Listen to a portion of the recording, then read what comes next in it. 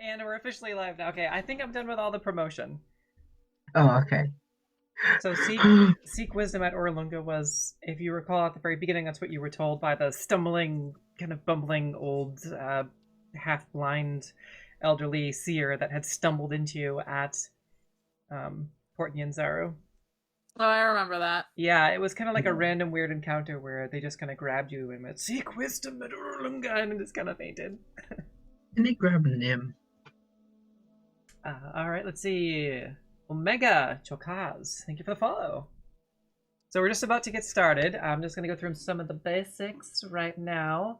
So DMCA, so I have to be a little boring here for a second. So for our D&D streams, music, DMCA, so we're covered. Everyone that's also a Twitch streamer is rolling their eyes right now because I know. Guild of Ambience, thank you so much. I'm going to mention you first all the time because you responded to me. Personalized letter, that was amazing. Thank you so much. Guild of Ambience, go check them out. They're playing right now. You can check them out at patreon.com/Guild of Ambience. Don't mind me while I lean this way because all of my stuff is, the second screen is a little kind of off and down to the side here. All right, then we got a lot. Okay, so Unwind Station. Unwind Station, no copyright music on YouTube. And the following artists that are composed by Unwind Station: Sky Symphony, CJ Beards, Ian Grimm, Alexander Hoff, and Play Class, everybody on that one. Sword Coast Soundscapes, my favorite, my absolute, one of my second favorite, because Sword Coast Soundscapes goes out of their way to say, yes, please use our stuff. There's another YouTube content creator who goes out of their way to say, do not use our stuff. I will come after you. And that's kind of shitty. I don't like that. Like, geez, calm down. Like, for your D&D ambiance, dude. But Sword Coast Soundscapes, that is definitely not you. And thank you so much, so much for making your stuff available. swordcoastsoundscapes.bandcamp.com. And you can also check them out. Twitter.com/SwordCoastSoundscapes. Patreon.com/SwordCoastSoundscapes. They're the good ones, the heroes. Thank you so much for allowing D&D streamers to use your D&D ambiances. You would think that would be a given, but no, there's some other content creators who I don't know where else you would use the D&D music or the D&D ambiance. Darren Curtis music as well on YouTube. And I don't think there's any other links there. Oh, DarrenCurtisMusic.com. They have their own website. And Patreon.com/DarrenCurtisMusic.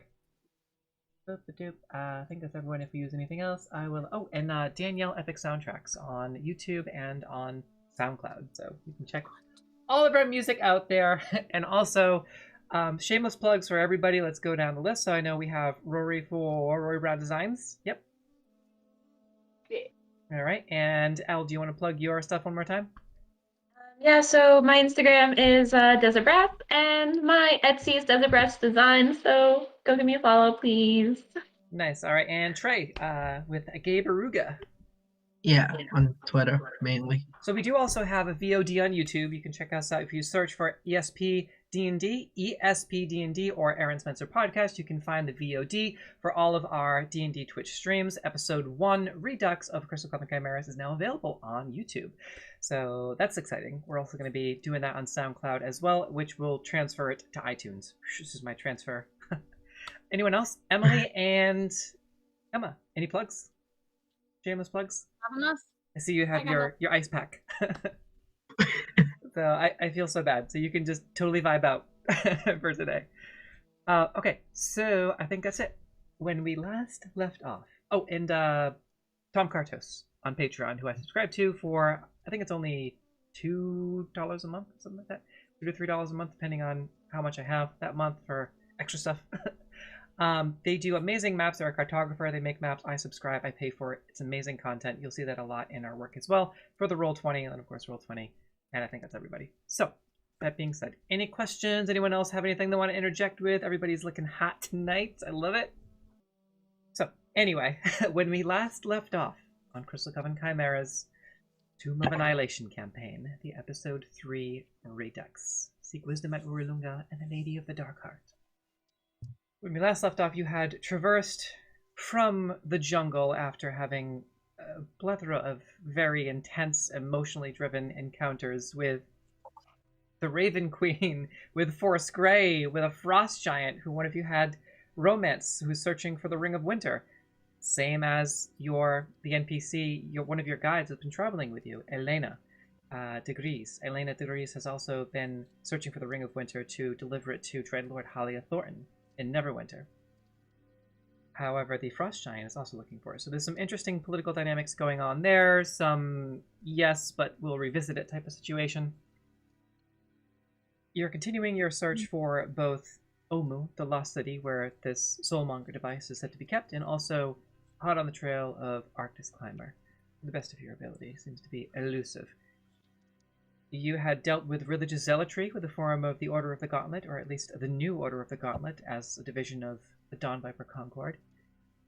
And after all that, you carry on and pursue and push your way through the jungle west towards Orolunga, to which, as we mentioned before at the start of the stream, you had encountered a strange old seer in Port Nanzaru who had told you to seek wisdom about your journey and the things you were searching for at the Lost Temple, or the Ancient Temple of Orolunga. When you had arrived at one of your previously designated landmarks, M'bala, or M'bala, you had climbed up the steep plateau to which you were able to encounter a breathtaking vista of the surrounding area. You were able to see the world map, the overlay map. You were able to see around you for miles. You were able to see some interesting things when you reached the top of this great plateau in the center westernmost portion of the jungles of Chult. Your north, you could see back up the river into the jungle towards Camp Righteous and Camp Vengeance, and back up towards Port Nyanzaru, the ocean part of the north, as well as some of the border forts, Fort Valerian and some other isolated docks and settlements.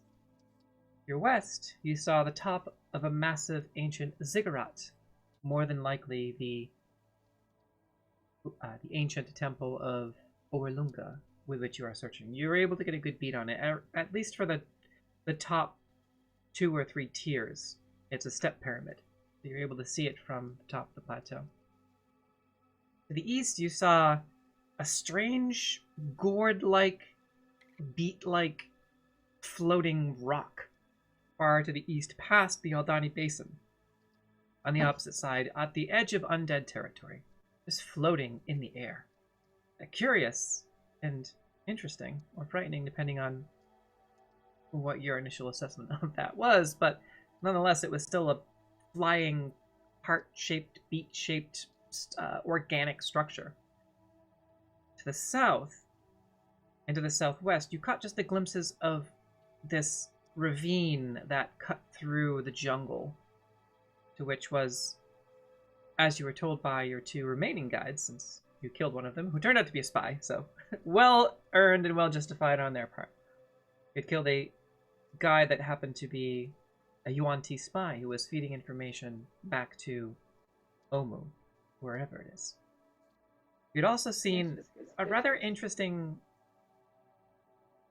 sort of out-of-place type of situation, what appeared to be the wreckage of sails and of canvas, what appeared to be a shipwreck in the treetops, which you kind of had a moment, but that exists, and that's another possible destination. But in the meantime, I think the shortest path for all of you would in fact be the temple, the Ziggurat at Orolunga, with which you were told to seek wisdom, as the title suggests.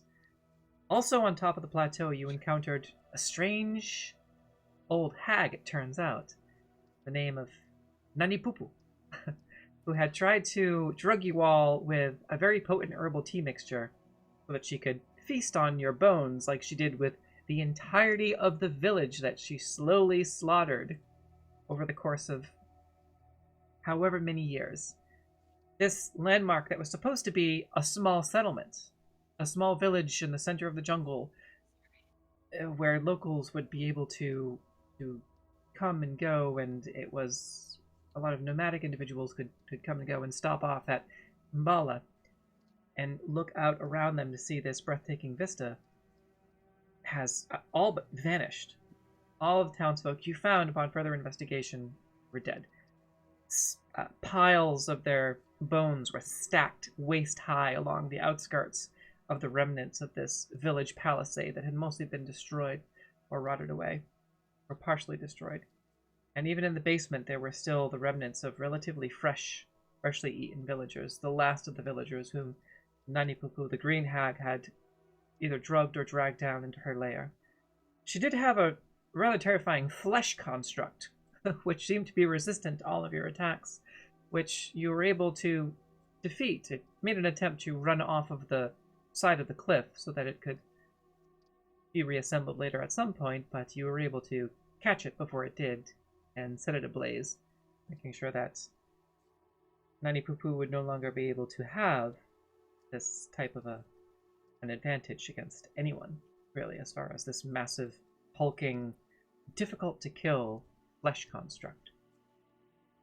In a rage and bloodlust with your adrenaline flowing, you had made the decision to set fire to everything remaining in, at least in this area, in M'bala, which is hut, her basement, this flesh construct, everything that looked like it belonged to the Green Hag, who, unfortunately, did make good on her escape, and she was able to vanish into the mists without a trace.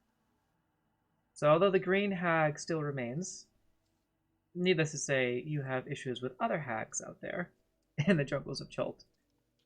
The Green Hag does remain. So, that's where we left off 2 weeks ago, and that's where we're going to pick it up tonight.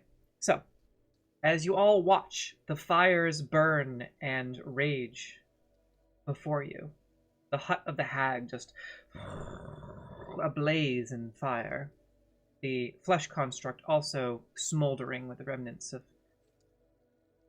the initial fire that you had set to it, and anything you can find kind of being thrown into the pyre. What do all of you do?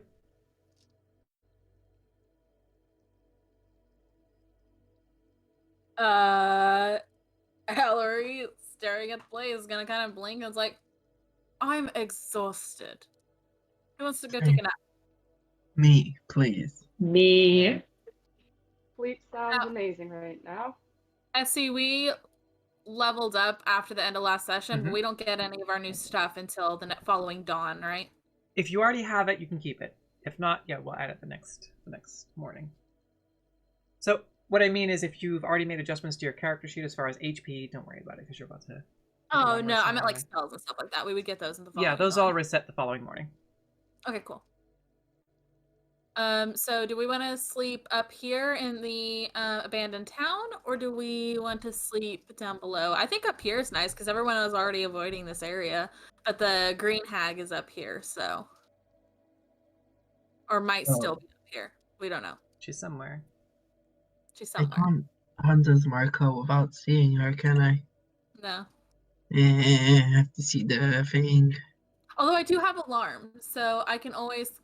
We could go hide out, like, in... Are there other huts still standing? Or other, like, buildings? Houses, buildings. There's a lot of skeletons of buildings, like the frames, the burned out frames. If you want to go and try and get a closer look at the center of the plateau, you can. From where you are, it's kind of difficult to see if there's anything. Doesn't look like there's anything remaining, but you could always take a closer look, but from where you're standing, it doesn't look like there's any solid structures, just the remnants of frames that have decayed and fallen into disuse and disrepair. Well, it won't be the first time we camp out without a house. It's fine. Yeah. Yeah, but I could... if we had a structure, I could cast alarm at the opening of it. Which is... Hey, I wonder if any of these other buildings had basements. Well, knowing that, go ahead and make a perception check. See what we can find. Oh yeah, because if we could go in a basement, we could like fortify it. Is anyone helping me? I can help you. I have proficiency in perception. I'm not proficient in perception. I rolled a 7 on my first roll. If you want to roll separately from me, If I want to what? if you want to roll separate. I don't have proficiency, so I'm not great at perceiving I things. have proficiency though. Yeah, I have proficiency. So I can roll, for sure. Okay, so each of you are going to make individual checks then? Yeah. Okay. I guess. Can I make a check too? Well, let's start with the first two. Okay. Okay. 21 perception. Okay, there we go. So as you're taking the time to walk through the plateau and examine these burned out buildings and the remnants and the frames of these huts and structures, you do find one that is rickety and worse for wear. The roof is partially collapsed, but there is enough cover around with the remnants of the walls and the structure and the frame, as well as a door kind of hanging off the hinges, that you can set that alarm spell around, and there's enough room for all of you to crowd in there relatively comfortably. Or at least where it's you can set up what you wanted to do with the alarm spell. There's no basement in that one. There's a small latch that goes into sort of below the floor, a little bit of storage. It's only about 2 to 3 feet deep. Like a little crawl space. No. You guys all want to crawl? Allery could sleep in there. I could sleep in a crawl space. The rest of us are small, or large rather. Nim and Allery can pull up in there. But I am 6'7". I'd much rather not. yeah. No, Too that's big. awesome. So we can still set up a guard, but if we have the alarm, even somebody who is invisible will trigger the alarm. So yeah. Nice. So I will, after everyone gets inside, I'm going to set up the alarm. I'm going to make it an audible alarm that will let out a very loud, like, Screech. very loud bell sound. Okay. So everyone else would wake up if the alarm is triggered. Sounds good. And I want to, I think I can specify. Are you all heading that way now? Yeah. Yeah. Yeah. This. You all make your way, gather up all your things as the fire starts to burn down slowly, the fire that was raging on the hag's hut. Make your way to this building and are able to shack up inside and get comfortable and start to set the alarm. It's the silver thread, right? Yeah. Excuse me. All right, so you take I'm the going time to to... designate creatures that won't set off the alarm. Beasts.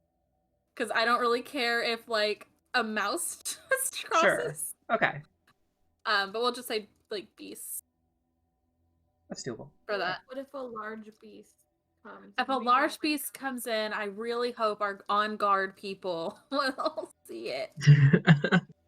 All right, so you take the time to set up an alarm with all of these contingencies, and it's a little bit uncomfortable, and there's cool breeze coming from the mountains, but it's not the worst place you've ever slept. It's enclosed, relatively speaking, for the most part. Relatively safe. So, potentially. So who's taking the first watch? Me and Nim can, I guess. Okay. Cool. All right. As much sleep as possible after this, so it might as well take the first watch. Okay. So you have a little bit more light up here than you normally would between the moon and the stars and the elevated position above the treetops.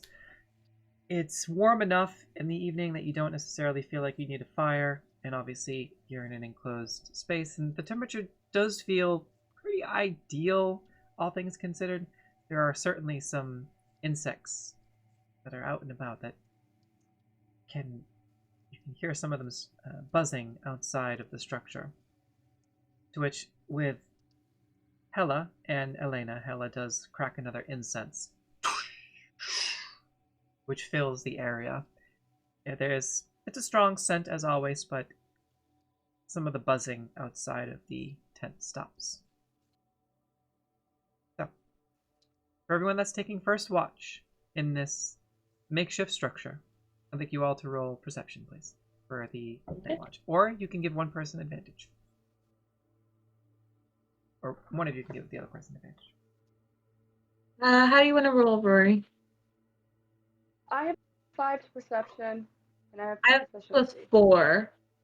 So I could give you advantage, or we could just roll separately because we both have pretty high proficiency. We should. I'm okay with just rolling separately. Yeah, me too. Oh man, but if you'd have given me that, Ooh.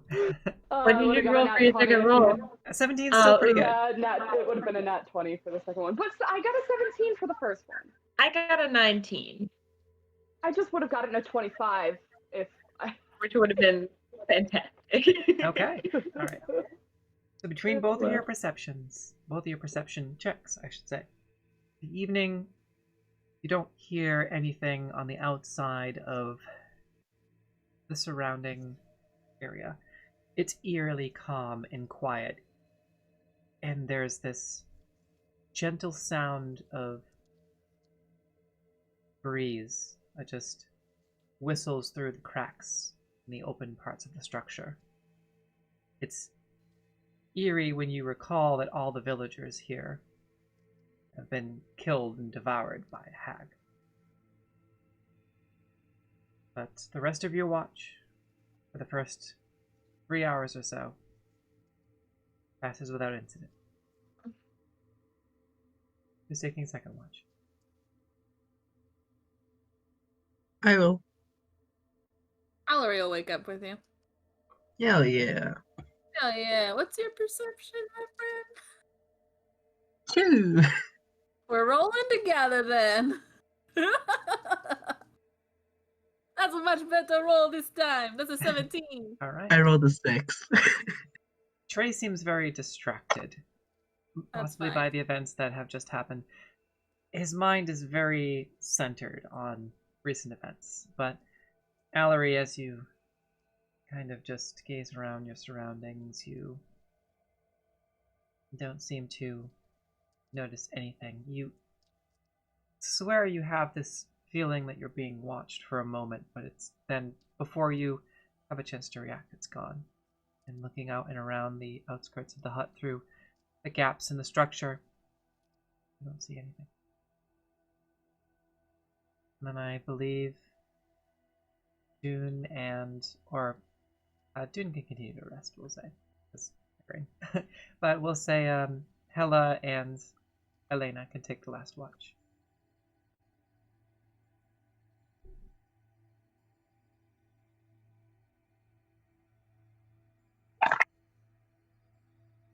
Where is she? There she is. I'm going to give her advantage on the roll. Nobody's making fun of you. Advantage. Mhm. Okay. So, between all of you, the night spent on the top of the plateau of M'bala passes without incident. The next morning, I would like someone to roll a d20 for the weather, please. I'll roll. Oh god. I got a 17. I have never been happier for such a Okay. weirdly middle roll. Okay. So, as you all slowly begin to come to consciousness and arise from your slumber, you have this strange, awkward, almost dirty feeling, like you're still being watched, and that you feel this almost seething hatred permeate through the air. It's a very intense feeling, but as you gaze up, you can see what appears to be a relatively beautiful day.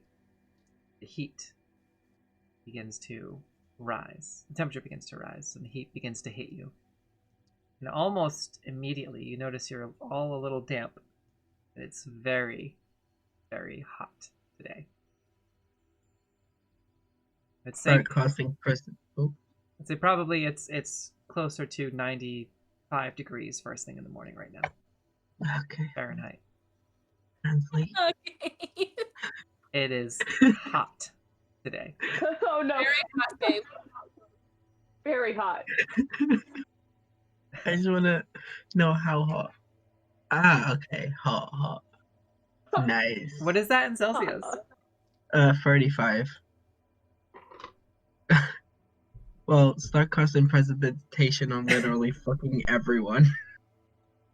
You can- Allery, As the sweat's dripping, just Just fucking melting. since we have all of our new spells, Allery is gonna wake up and start looking through their tome and see that they have gained the new spell Sending, and are immediately going to have like a moment of like reading it, and they're like,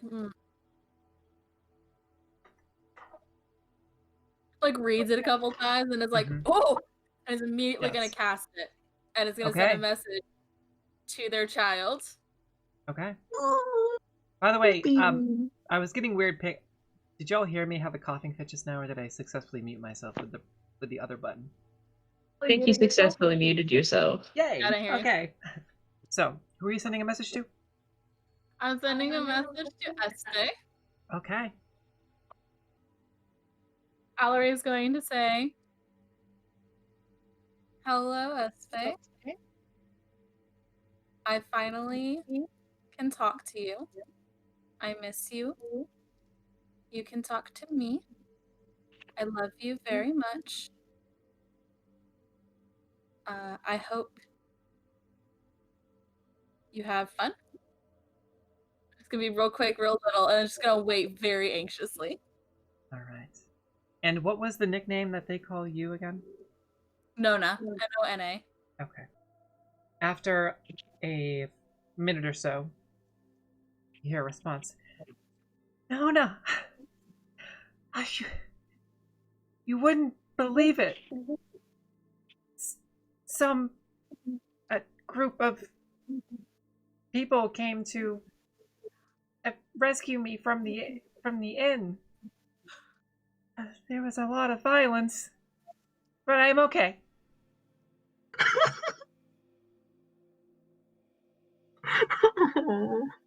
My baby.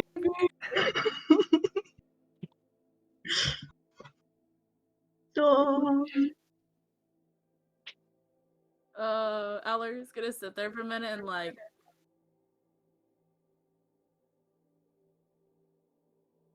"Hey Trey, Yeah? can Yeah, shuffling forward. Yeah? hey great news. I can talk to my kid." Slightly less great news. They said that they were taken by a group yesterday to avoid being taken by another group yesterday. So I'm not gonna have spell slots for the morning, just so we're on the same page. So Allery's gonna send another message. "Are you safe? Are you okay? Did they say who they are with? Please be careful. Do you have your lollipop?" It's the Iron Fangs, but they're really Kiri and the Kiris, the songstress of Daggerford, the most famous singer. She came to save me. All right, that's gonna make Allery feel better. Lollipop? Oh, I forgot you're still standing there. Allery's gonna like. It's they named their short sword I gave them. You gave your child a short sword? We are in the middle of war, my friend. Yeah, I can't really talk. For my Sword. third birthday, I got a dagger from my uncle, so not surprising. Right. Anyways, no spells. It's a then. dangerous world out there. You gotta teach kids to fight, just in case. Just yes. Just I'm take, like holding an up the extra knife. short, like a little break, just like an extra long morning to get ready. Mm-hmm. I'd be fine again. To get to Orolunga, do we need to go back down the path we came from? Yes, it would be well. Make a perception check. Ooh, okay. 12. Yeah, more than likely, just kind of gathering your bearings and your surroundings. You would be probably in the same camp of, yeah, we'd have to go back down the way you came and potentially, work your way around. But the plateau is not that big of a plateau. It's only maybe about a mile in either direction. So just winding your way back down. Is there any way we could, like, before we go down, walk around the plateau to, like, see if we spot either any big dangers or anything that could get in the way? Like, as we go to Orolunga? From If the that top, makes sense. from the top of the Yeah. plateau, I want to have somebody make another perception check. Could be anybody. I'll do it. I'll do it. I volunteer as tribute. Please, man. My dice suck ass. That's a 24. Nice. Hell yes. I got a 19. So, for the most part, it seems like a relatively straight path of jungle from the bottom of the plateau to Orolunga. It seems like it would be, all things considered, a straight shot through the jungle. But because we're doing this specifically, I'm going to bring up the world map once again, or the regional map. Let's go to, there's map of Chult. This is going to take a minute or two to load, but yeah, for any of you watching on the stream, you can see it takes a while to load all the other hexes. Starts up blurry, and then there we go. I'm glad it's just a straight thing then. I think that's the first time I said that sentence. So this is Chult, the island, or the peninsula of Chult. It connects to the mainland in the southeast. Okay. 180, 200. I'm bring up my handy dandy snap to center tool, my arrow tool here. So, the canyon with the coral and the fossils, the fossilized remains, Ataz Kahakla, that's down here.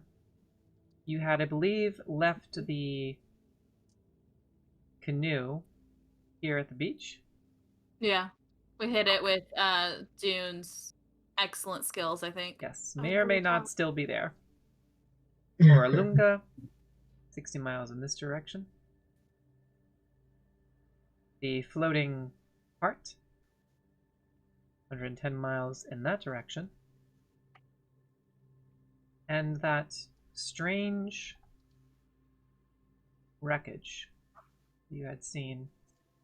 I'm actually going to remove some more of these hexes to kind of get an even spread. So let's see how long this is from where you are. We'll say you can see about 150 miles in either direction.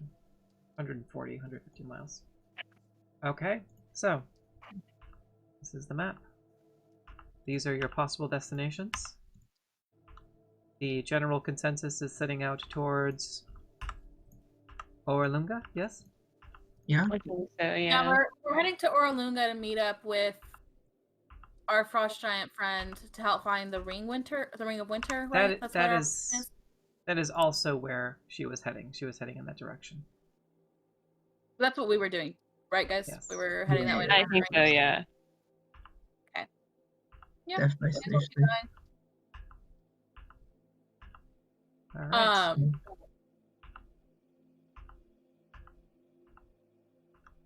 Yes? I thought you were going to say something. I'm sorry, I was waiting. I was, and then I thought about it, and I was like, nah. Fair enough. I guess I'm not really low on rations. That's what I was thinking about. I was like, is everyone okay on like rations and stuff like that? Because we could always take some time, either the morning or the evening, to hunt. But I have 19 normal rations and I have 6 Allosaurus jerky that we made. But honestly, give me a plate of like poisonous food and I'll purify it. And it's good to eat. Cause handy dandy paladin bullshit. Mm-hmm. Purify food and water. And food and drink. Yep. I accidentally built a really good character for this campaign and I love that. I mean, it just be like that. Before we like leave, Trey's gonna stare at like the floating heart because we were told that there were red wizards of Fae beside the Aldani Basin. He's just gonna like stare at it, and is there like any kind of thing that could suggest that the red wizards had something to do with it?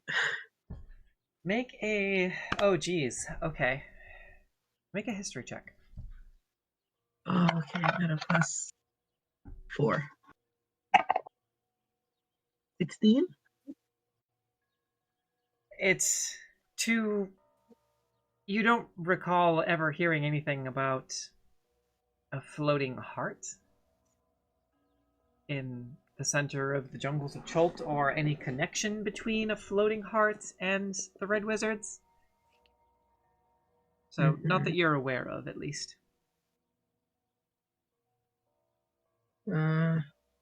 Is there like any kind of movement whatsoever? Any kind of what? Movement, like either on the actual. So the heart itself is just kind of seems to be slowly rotating, just very, very slowly. I think we are too far to like see if there's any people moving in it. It's kind of like a it's you're 110 miles away, so fair. All right, so it's there. It was an attempt. I'm rolling like ass. So you all take the time to pack up and climb back down the plateau. Yes, are you officially underway? Yeah. Yeah. Okay. Yeah. So, as you embark underway and the trek back down the path that wound up the eastern end of the plateau is surprisingly easier, since you took the time to clear some of the foliage and shrubbery and previous obstacles and traverse the path and cut some of the thorn bushes down. It's a much easier trek back down the plateau of M'bala to the jungle floor. So by about 10:30 in the morning, I'll say you're taking it very slow and trying to hug the side of the wall because it's very hot. And it's now close to 100 degrees Fahrenheit as you're trekking your way, occasionally casting prestidigitation to clean yourselves. I know someone mentioned that. But by about 10:30 you can reach the bottom, and walking around to the opposite side of the plateau will bring you to about 11 a.m. give or take. Especially with... I have to put her on the GM layer. There we go. Especially with heat and everything. So, at the bottom, and as you're traversing, remember to use your salve or your incense. Hella, once again, puts some of hers in her belt with the incense, strikes a match and lights the incense on her belt as it burns and creates this 15 to 20 foot radius around her. But anybody else walking anywhere outside of that, just in the interest of not catching any type of strange disease, make sure you are subtracting. And the way that I like to do it is just to say, if you run out or if you're getting dangerously low on something, that's when we can discuss it. But for now, I trust everyone to keep subtracting their incense or their salves, their insect repellent salves, from their inventory. Now, because of the heat, you will all have to drink 2 gallons of water today. I can't remember if I had said this, but until it fucks me up, I'm not going to use a salve because I'm immune to diseases and poisons. Okay. Oh my god. All right. I'm playing my luck. Okay. You're a fool. Look, I'm immune to disease. I can heal myself, and I can neutralize any poisons. I'm fine. It'll be fine.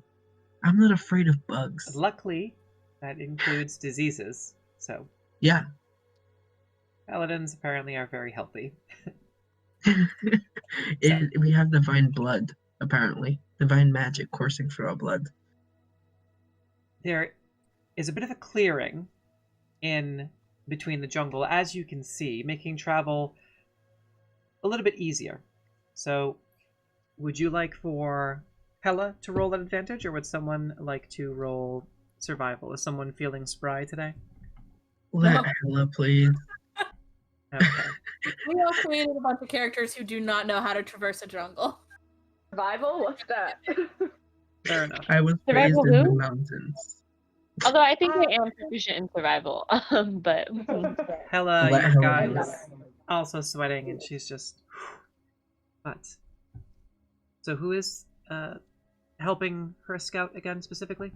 I can help. I Okay. guess I'm proficient. Yeah, in you're it. usually you're usually her spotter, and she says something about that this time. This time as well. Just you could be a guide yourself one day. Maybe if I didn't like the cold weather so much. It's the farthest thing from cold. Yes.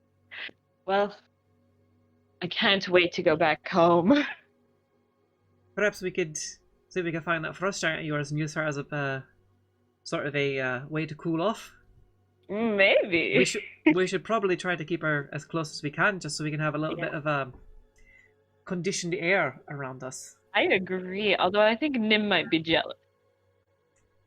Well, Nim's a part of the party, so Sure. I would think they might be pleased by that turn of events, but I bet Nim would be pleased by that. I would certainly like to have the frost giant with us today. I can tell you that much.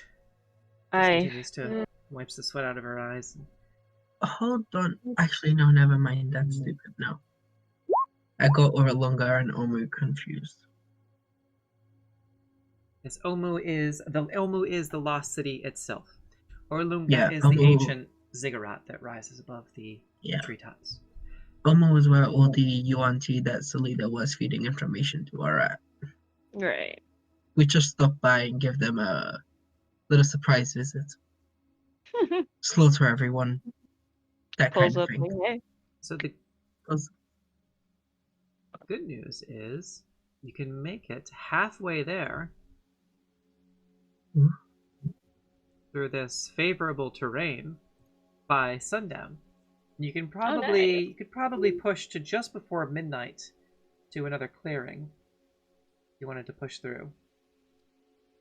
But in the meantime, as you're traveling, I would like someone to roll a D100 for me. Not For me. your I can percentile do dice it. for the day. Last time I had pretty good luck rolling that cash, so Yeah. Last time roll we it. almost got TPK'd because of me. I'll roll it above board because why not? 39. 39. Okay. Let's I'm all scared. go to the lobby. Sure, I on wonder these what- D100s, what's good, what's bad, and what's what, so I don't think there's really any I want to know what 69 is. scared here. Me too. I want to know what we get from 69. 69 is an orgy.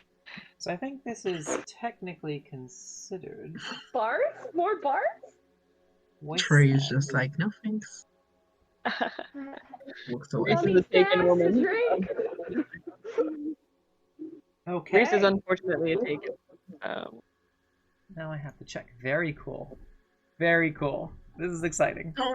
Very I'm scared. cool. Is it very cool for us or very cool for For you? you or for us? Who knows? That shrug, though.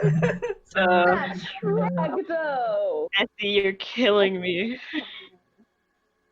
She's evil. That Yeah, dude. shrug, though. Avert your eyes from the That's stream just if you're playing the watching. I mean, my glasses are off, so I literally can't see that good. Somebody roll a d4 for But me. Oliver. Do you want me to roll I'll it do again? it. Or... I'll do it. Okay. I'll do it. I want to roll something. Go ahead. All right, Didn't you roll something already? Essie, Yes. quick aside, Emily's gonna go lay down for probably like an hour or so. Okay. Because of her head's really starting to get to her. Okay. I'm sorry, so Emily. I feel better. but Okay. we're just gonna go as if Dune is being very quiet today. Yeah. Being a sneaky little cat boy. A sneaky little cat boy. Half the backseat, half human. It's just a cat boy. So this kind of relatively barren area in between M'bala and Orolunga, this small stretch of wasteland. In the heat, it is very dry, and I need all of you to make a Constitution saving throw for me. Oh no. All right. Pink is Dune. Oh no! Oh no! Oh no! Where's my I con? rolled 18 Oh, plus 2, so no. 20. I got a 9. Oh hell yeah, my con 20. is so fucking high, dude. um, I got a and hot then +2 to con. I have a +6 for my con save. Gee, I So have a +2. oh wait, I got a dirty 20. Okay. Same. All right. All right. That will factor in later, depending on the decision that you make. We'll factor in Later, later. yes. That's not suspicious at all. You're I don't all like that very phrasing. tired. It is just before sundown. It's probably about 6 o'clock or so, 7 o'clock in the evening, and the sun is still bearing down on you. And I would like for whoever is in the lead, who's acting no. as a lookout? Who's acting as a lookout as far as watching the sides of the trees? Hella and Elena are keeping an eye. Perceptive? Yeah, But I think Rhys June might be. and Nim are pretty Is- perceptive. Is June not? I feel like June's more perceptive than I would be. So here's the thing though, is I need No, I'm the most perceptive one here. Okay. Yeah, I think I'm the second most perceptive. So Nim's probably taking point. And I can help if you'd like. Do you So want me you to roll a can- perception check? you can either both roll or you can get, well actually, I'm gonna say that Rhys, you are up My front. passive is 15. No. Okay. I'm gonna say Rhys, you're up front helping Hella. And Elena is kind of acting in the middle as just kind of head on a swivel. So Nim, I'll say that you're kind of in the middle, kind of head on a swivel, looking to the left and the right and kind of gazing out around you. So whereas Rhys and Hella are focused on actually getting to the next location. So whoever's keeping an eye out around you, that's what I was getting at, was that there's your guides who are tracking and making sure you stay on course. And then as far as a marching order, there has to be someone, or there should be someone in the party who is generally just kind of keeping a lookout around in the surrounding area. Yeah, that'd be Nim. me. Okay, so Nim, go ahead and roll perception for me. Okay. Nice.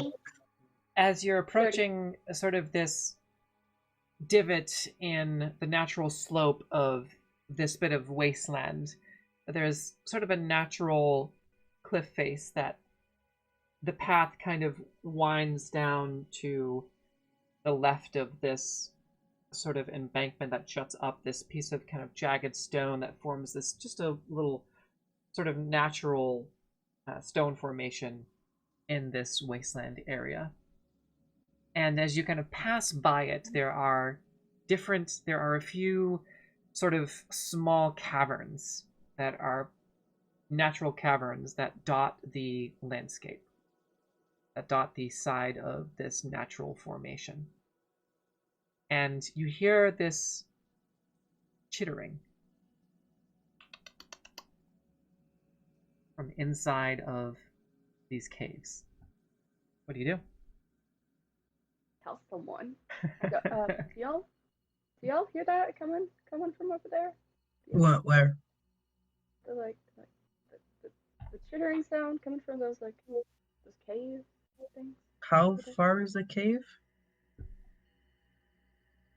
How far away is it? From where how you far are, they're it's probably about 30 feet or so. Okay, can I kind of tap Elena's shoulder Sure. and be She like, just turns around and looks at you. Nim seems to have heard something coming from the caves, and I was wondering if you could send little Daria in there just to avoid walking into something terrible.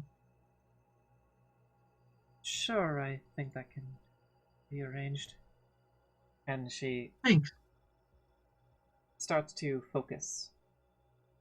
And you can see Daria kind of up from behind, who was kind of following behind the party. Just the little compy just runs up and kind kind of snaps a couple of times before she looks over at the caves and tilts her head and slowly starts walking towards the caves.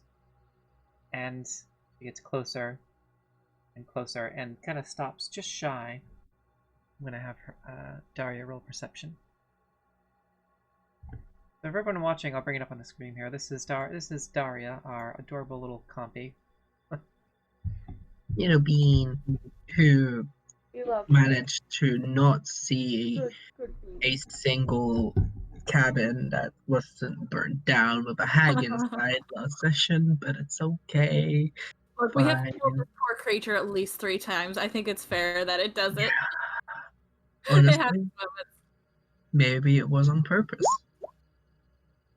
17. Revenge. Okay, The so snake was like, I see the hag. she stops. Roll20's doing a lot better with rolls tonight. She stops just shy of the shadows and starts to back up. And as she does, you see a quick flash as just as she approaches the outside of the cavern, something sharp just shoots out from the shadows and kind of slams into the ground by Daria as she jumps and starts to run back in the opposite direction. And emerging from 3 of these caves, making themselves seen as you hear a little bit of a crash.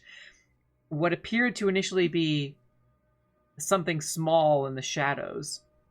These relatively large, hulking, massive, at least for what they should be, giant scorpions come crashing out of these 3 caves, and their massive claws. I need you all to roll initiative, please. I stumbled over my words there for a second. Rolling the initiative. All right, let's go to...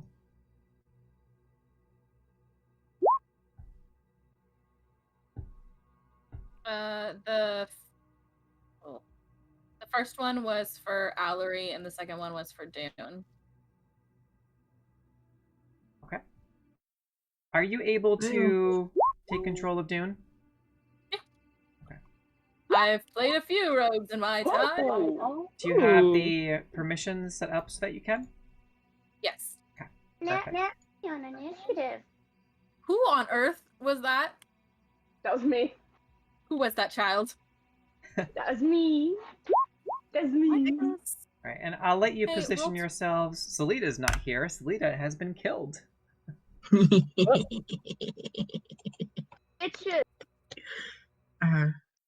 Still one of my favorite moments in this campaign so far was killing that whore.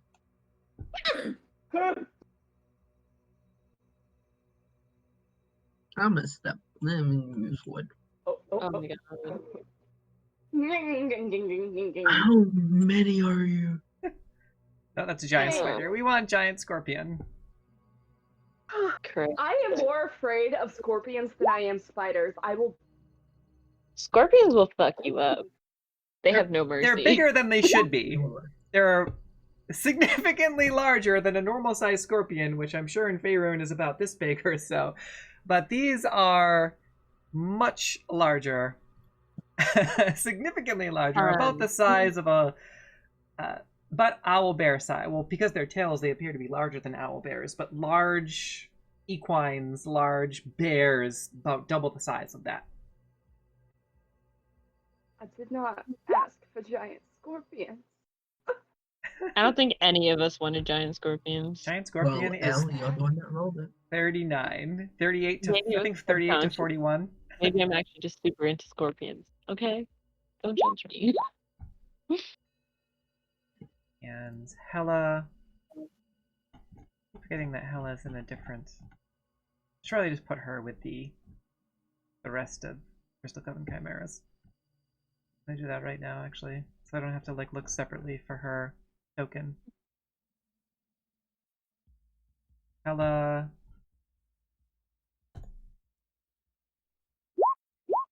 Alright, I have spells Alright, now. so initiative... Make sure we got everyone. Alright, First time I don't suck ass. Nim, you're at 23, correct? We are missing Dune and Allery from the initiative order because I rolled their initiative before you switched maps. Okay, and what's Dune's? Dune is 11, Allery is 22. Okay, Allery is 22.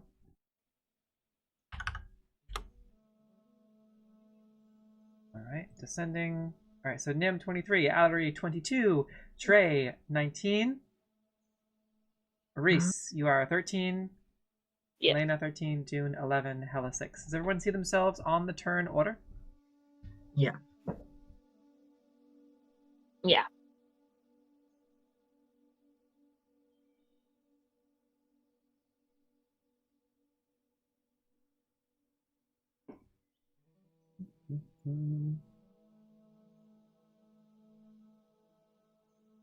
Something loud and stupid here, because I don't mess with scorpions. It's fine. I'll see how hard they hit. Which direction was the party traveling? North? West. West. Westish. According to this map, what direction West. were we traveling? West. I think it's this way.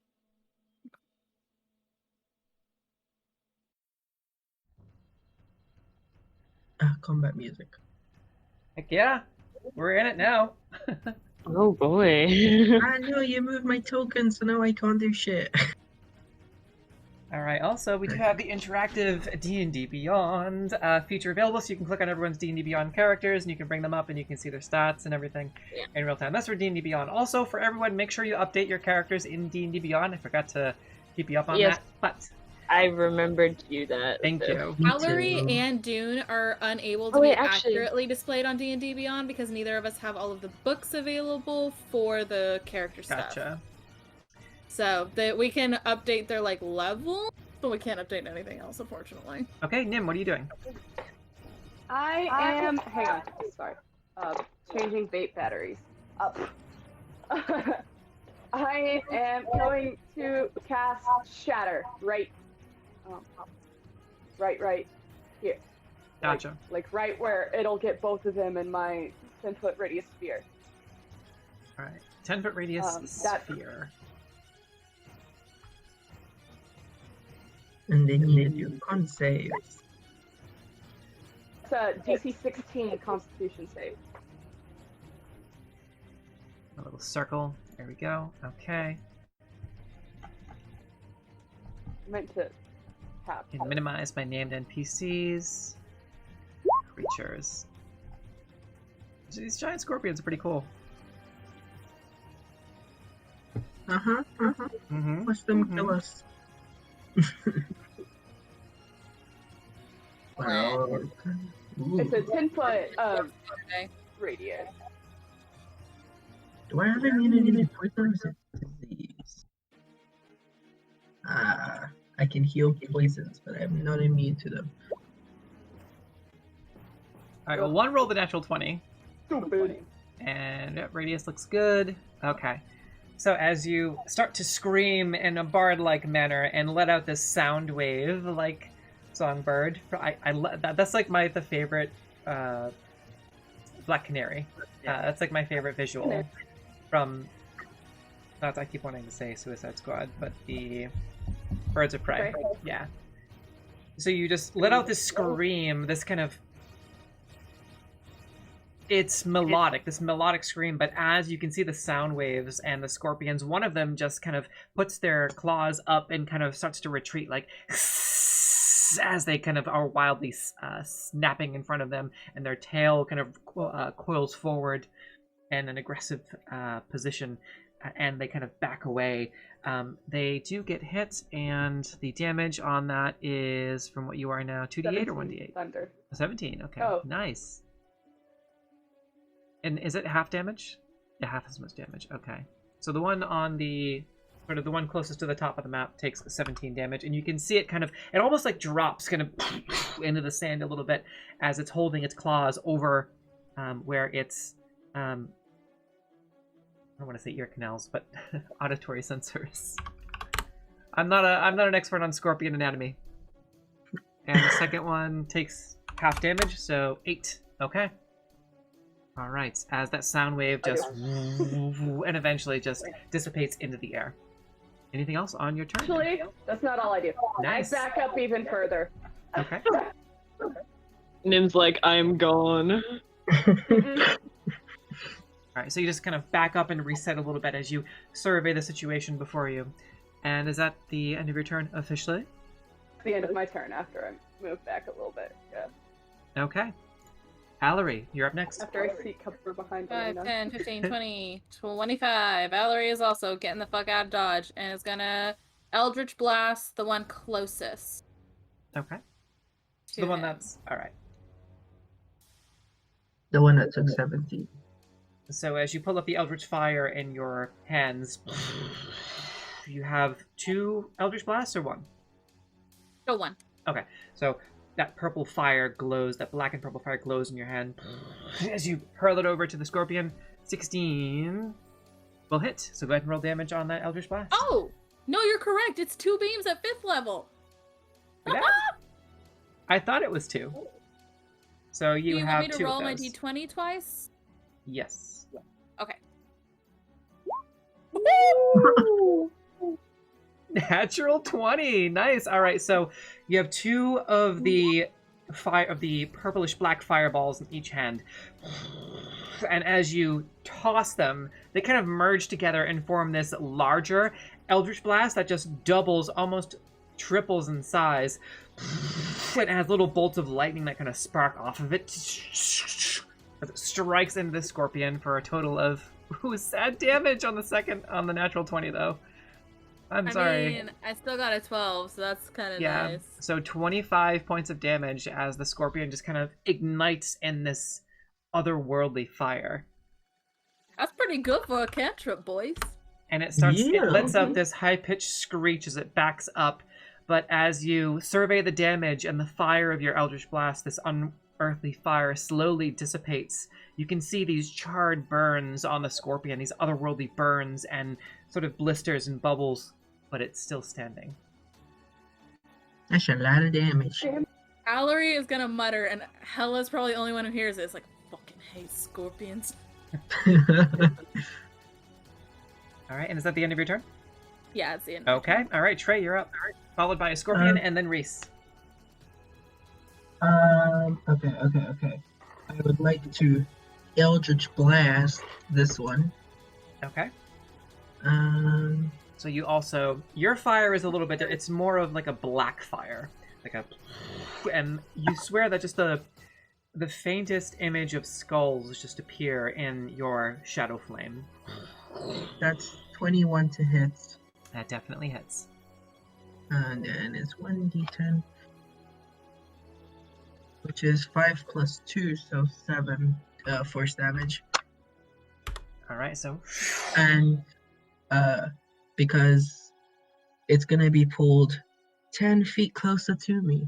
ooh, okay. Because of the Grasp of Hadar.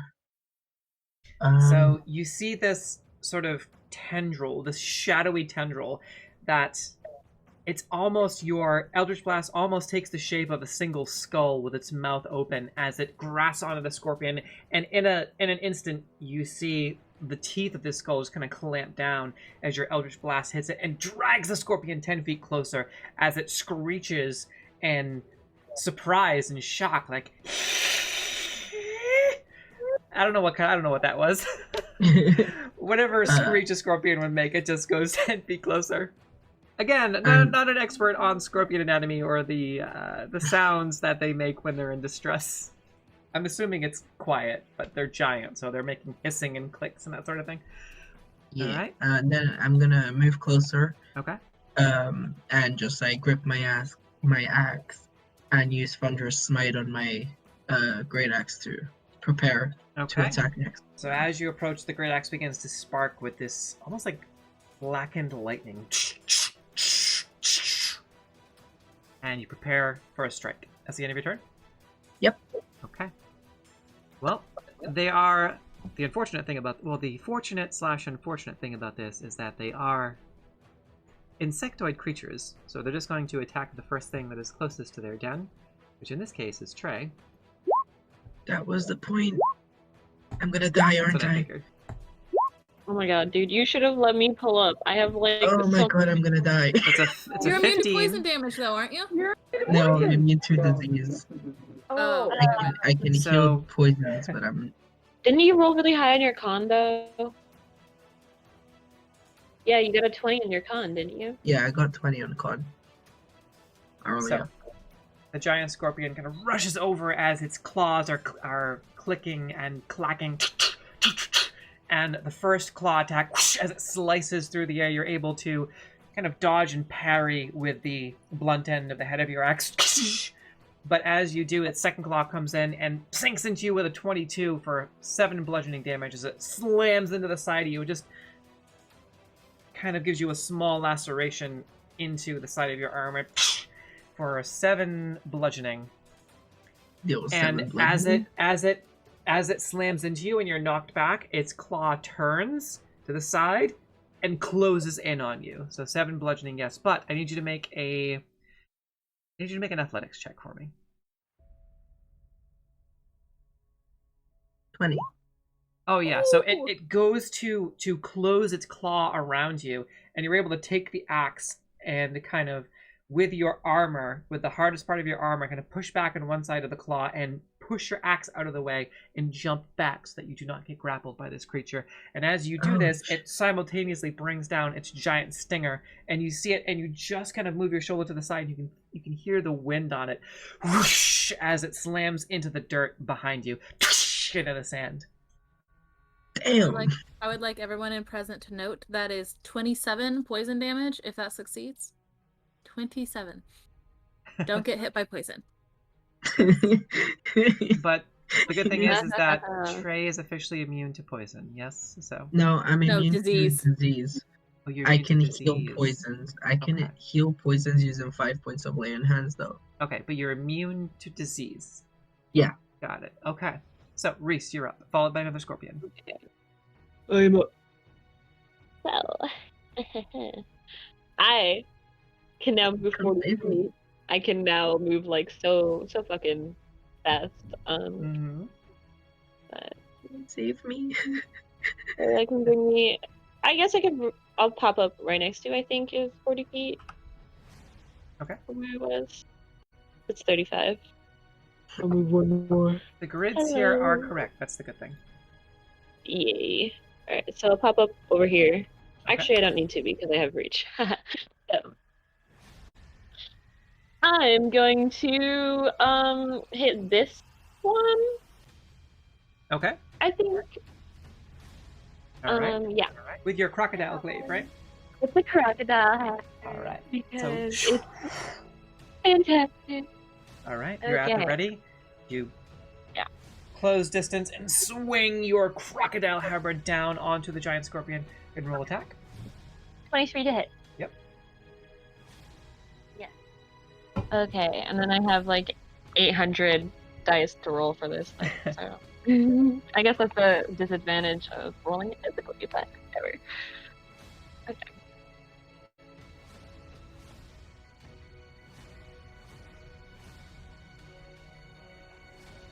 Okay, so that's gonna be a total of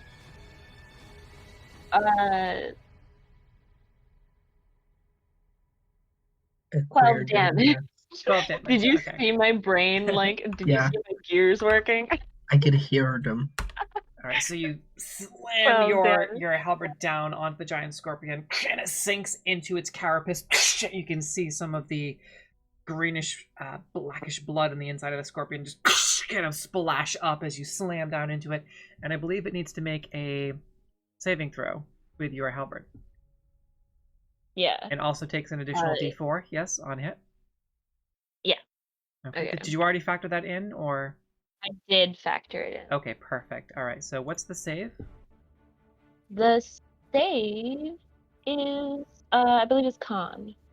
All right, and the save is optional. No, it's strength save. If you you can choose to latch on with your magical halberd, or you can choose not to. So, now that we have said that, do you want to choose to try and grapple it, or no? With your halberd, or kind of keep it pinned down? Yeah, I'll try to keep it pinned down, Okay. I guess. And it's strength or con? It's strength. It's a DC 12. Okay. That's a natural 20, yeah. So it's able Well- to kind of slide back off of the halberd. Dang. Yep. Well, I have extra attack anyway, so it'll be Yeah, fine. that you do. Also, which I completely forgot about, I have rage, so I'm gonna do that because I forgot. All right, rage. And I right. get to roll on. I get to roll on that table, right? So, Rhys, yes, 1s and 20s, I believe, right? It's D8, right? Is it only if you roll a 1 and a 20 though? Is it? I'm not sure. Or is it every time you actually go into No, a it's rage? every time I go into a rage. All right, perfect. I And it's just a looked at the D8, right? So go ahead. So I rolled a 7. Which on it, is, so- and is that Tasha's, by the way? Yeah, it is. It is. Flowers and vines temporarily grow around you until your rage ends. The ground within 15 feet of you is difficult terrain for my enemies, but not for my allies. Okay. And what is it that's springing up from the ground again? Flowers and vines. Nice. All right. So as Rhys is unable to hook in the curved end of the crocodile mouth of this halberd, she just kind of and gets so frustrated that she flies into a rage. But not only does this rage affect her combat prowess, but these flowers and these desert flowers and kind of blackened vines just begin to shoot up from the ground below her as the ground begins to rumble and shake just within 15 feet. Just and these grasping vines and flowers begin to just spring up in this area. Alright, and then I'm gonna attack this bad boy again. Okay. The scorpions are kind of reeling, and you can see them trying to reassess what's happening in their natural habitat. Does the 19 hit? Yes. Yay, 19 hit. Okay. So it has to roll the strength save again. Okay. So while I'm doing that, go ahead and roll damage, including your d4 for bleed.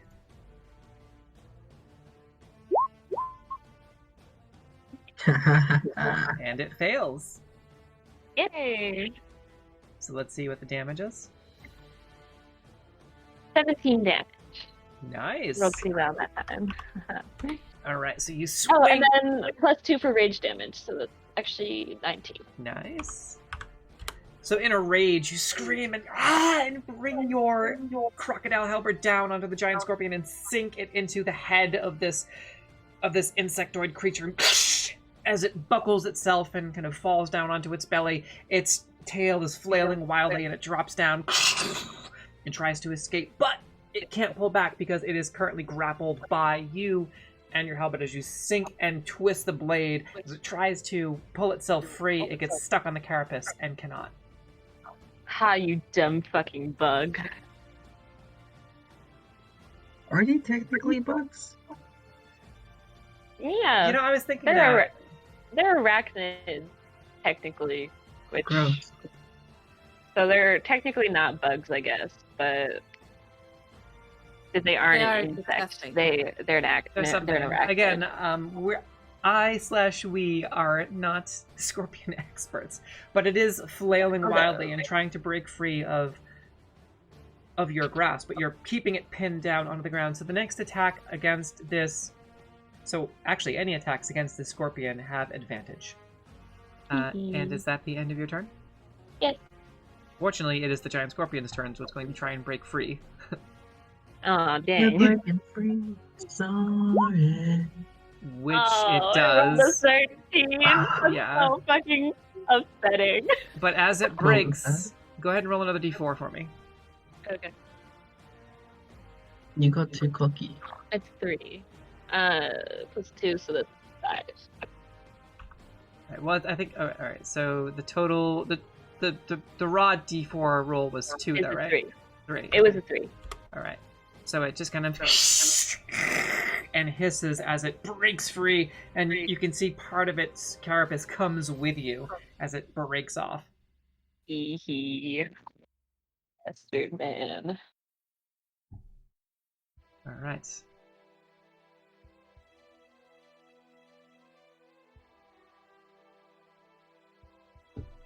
Elena, I believe, is just going to chuck some Eldritch Blasts. Dude, it's a solid choice, you know? Yeah. Especially when you can do, like, you know, so much damage. So you have nifty invocations.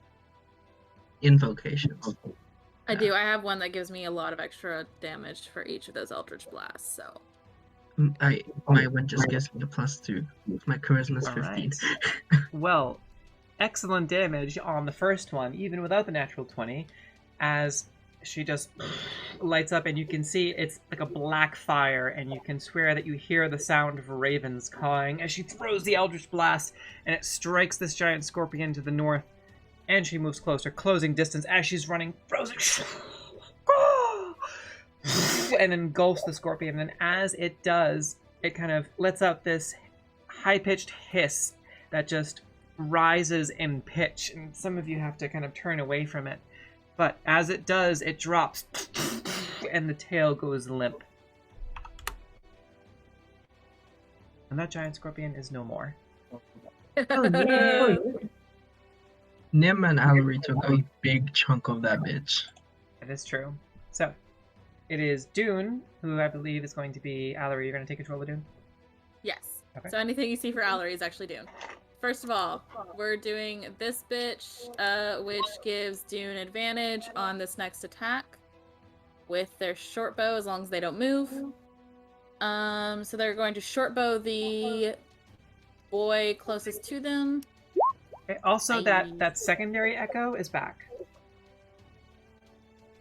So I don't think it was L, but the secondary one. Is it gone? I think you were both talking at the same time, so. Is it L gone? is lighting up. Yeah, but my thing has been lighting up the whole time. Is it gone now, SC? Yeah. Mm-hmm. Sorry, Okay. I moved my mic because I got frustrated with my mouse. And it came back. So I guess I just need to keep my mic closer. Anyways, a 25 to hit. Yes. Which one? The one closest to Dune. Down here? Okay. Yep, that hits. Definitely hits. That's All 6 piercing damage plus sneak attack because it is engaged. It is. So your tabaxi just kind of runs up and lets a bow fly for 10 piercing as it strikes the kind of in the shoulder carapace. You hear as it kind of its claw kind of just falls to the ground as it's trying to pick it back up and recover. Alright, and I do believe that is it for Dune. Okay. Dune can't move because they used their bonus action thing. But they're safe. All right. I will Hella not get my is- fiance's catboy killed.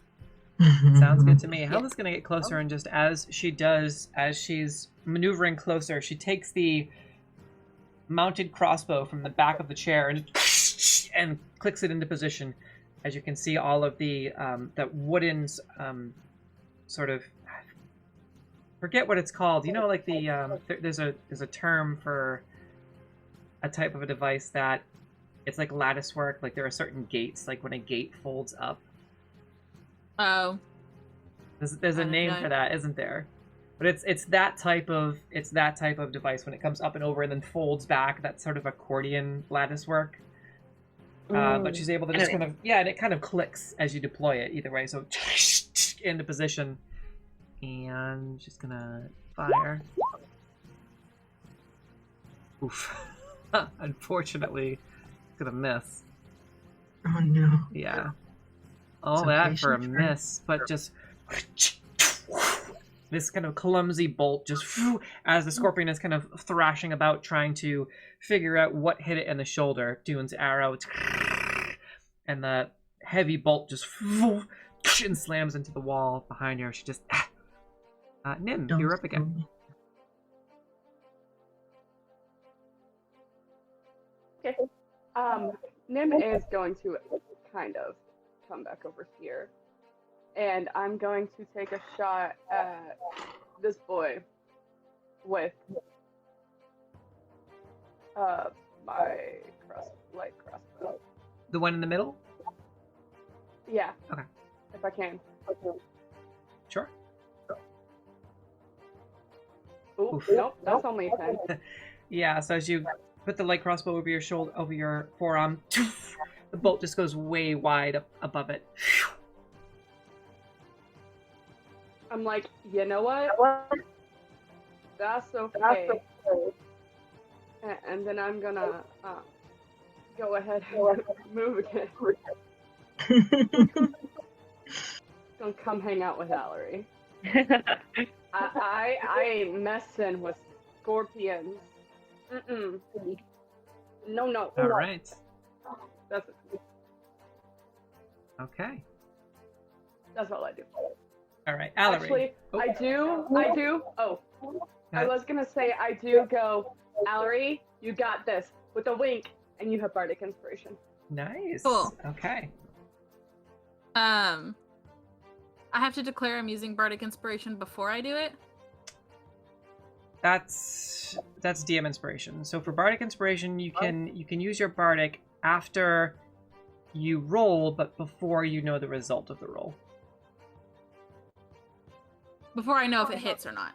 Right, correct, yes. Okay, I was like, if I click it, I'll know. Okay, so I won't use it on that one. Okay. I'm so sorry, I'm hitting the one closest to me again, which is this boy here who's not Okay. engaged with anyone. And then my second one, holding on to that Bardic Inspiration, I guess. Okay, are you and attacking? That Bardic Inspiration is a D8, by the way. Okay, cool. Are you attacking the same one both times? Yes. All right. So as you put both, you ignite both of your Eldritch Blasts and throw them across the field. They kind of again both converge like missiles and slam into the center of this giant scorpion, igniting it ablaze. And you can hear that really ear-piercing hiss and high-pitched screech as it begins to burn, and your otherworldly fire just engulfs it, and you can smell just rotting, burning scorpion as it falls to the ground limp with a slight thud. Nice. Allery does, whenever you like kill a scorpion or a spider and it does the thing and you kind of have that shiver moment. Allery does that. Ugh. Yeah, it curls up, but its appendages are kind of digging into the dirt and the. Imagine being right next to that. Allery's like, ugh, I'm not touching those things. Yeah. That's Okay. it for Allery's turn. Okay, Trey. Alright, well, Trey with his charged thunder axe is gonna take a swing to the only one standing. Natural 20. Nice. Hell yes. I also want to say I want to bonus action Divine Smite. I want to make sure this bitch stays dead. Okay. So 40. So divine and thunderous. Yeah, if I'm allowed to do that. Yeah. A natural 20 is when you want to use your smite. So. Okay. So 40. This is gonna be interesting. Slashing damage. As your axe starts to spark with this black electricity as you bring the blade down and slam right into the head of this scorpion. A 7 on slashing damage. Okay. And then Divine Smite is 2d8s. And also thunderous smite. That is 15 radiant. Okay. And And are you doubling your damage for your smites? I haven't. Oh no. So when you get a natural 20, you can double damage on everything. Every Oh, okay. die roll. Okay, Yes, so every dice roll. 14 slashing. Hold on, let me write it because it's easier. 14 slashing, and I just rolled 30 on radiant. Okay. And then it needs to do a DC 13 strength save, but I'm pretty sure I killed it. Okay. How do you want to do this? Oh, I want to swing my axe in a way that it will cut off the stinger, and as I bring it down, it also cuts off the head. If that makes sense, because I'm beside it. Okay, so you wanna cut off the stinger or the head? Both. Like as I bring it down, it cuts off like both Okay. in So, one swing.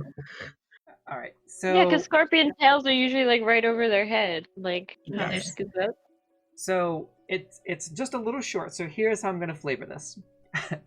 So you bring the axe down on its head, trying to kind of get the right angle, and as you slam into it and let out this pulse that that sort of presents itself in the form of this sort of orb, this kind of black orb that for a second before time seems to kind of stop, and you can see this orb of energy kind of gathering in the center of this scorpion that has this kind of black lightning around it. And as you slice down, you hear a thud, and again this kind of weird sensation as time itself seems to stop just for a millisecond before this black orb forms at the center of the scorpion.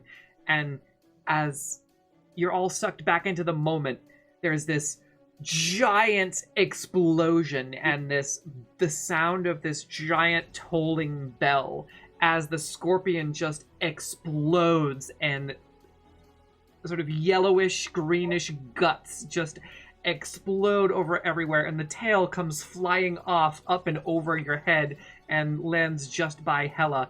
Part of the claw, like a small piece of the claw, just flies over by Dune, and everything else is just shattered and is this fine goop. Rhys, Trey, and Hela are all covered in scorpion guts, and there's this ring, this as the explosion just vibrates and rings out through the valley, and as you're all covered in yellowish black scorpion guts. I just look at Trey like, thanks, and then I do like the dog thing where they just shake. I'm just gonna Push it look off at on you? Rhys, wink, and then cast Prestidigitation on her to like clean them. Okay, I was gonna say there was another secondary echo there for a while, but it's gone now. So I don't know what happened Yeah. there. It's weird. Yeah. It I is did weird. a lot of damage. That's a lot You of did damage. a lot of Holy damage. shit. That's a lot of damage. I need a nat 20 more often, I swear. All right. That wasn't even with Yeah. Hunter's Mark. Lovely. Also, technically, its corpse would have been flung. Well, I mean, it technically was flung everywhere, if you think about it. It has nowhere to go. You hit it, and it Right. yeah, and it went, exploded. yeah. I would say that there were a couple of legs that impacted on the back side of this sort of rock face. Got like maybe A leg just fucking- yeah, and like a piece of its carapace just splattered off the wall there. But Oh my god, can we see what's in their dens? I really want to know. sure. Hell We yeah. are frozen. We have our cans are frozen. Whoops. Oh, are they? Okay. Yeah. I wanted to On see if there Twitch. was a way to extract some of this poison they have in their stingers. Okay. Cams should be good now. So go ahead and make a survival check. Who was investigating inside of the caves? 13. Okay. Yeah, you're able to, from one of them, you're able to get probably just about, I would say, 3/4 of a vial of scorpion venom. What are you going to put it in? Do you have a vial, like a glass vial of some kind? I do not. I have a water skin. No. No. You You can just don't- put it directly onto your blade. True. How long does it last on the blade? Can I do a medicine check to see how long it would last or how much damage it would do? Make a nature check. Nature.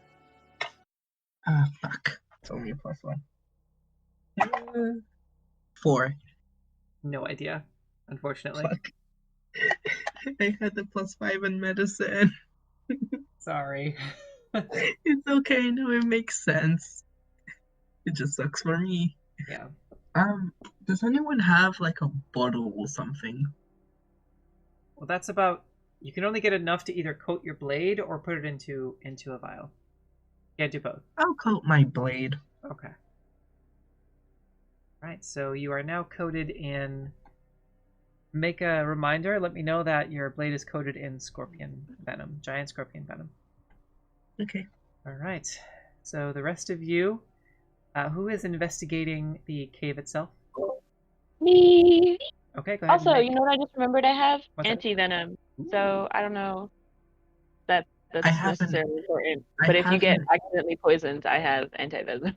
I have a built-in anti-venom. Okay, well I have actual anti-venom, so I have a magic version of it.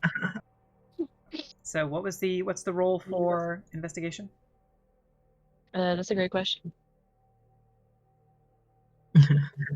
Fuck. That is gonna be a 15. Okay. So, searching the scorpion dens, you find several old corpses. Humanoid corpses. Fun. Corpses fun. potentially of adventurers who had come this way and fell victim to the scorpions, as well as some what appear to be various different creatures of the jungle. Monkeys, smaller dinosaurs, birds that had landed, or things like buzzards, that sort of thing. Things that they would be able to sneak up on and poison. But there are a lot of different creatures that have been stuffed into their dens here. Let's see, I'm gonna go back to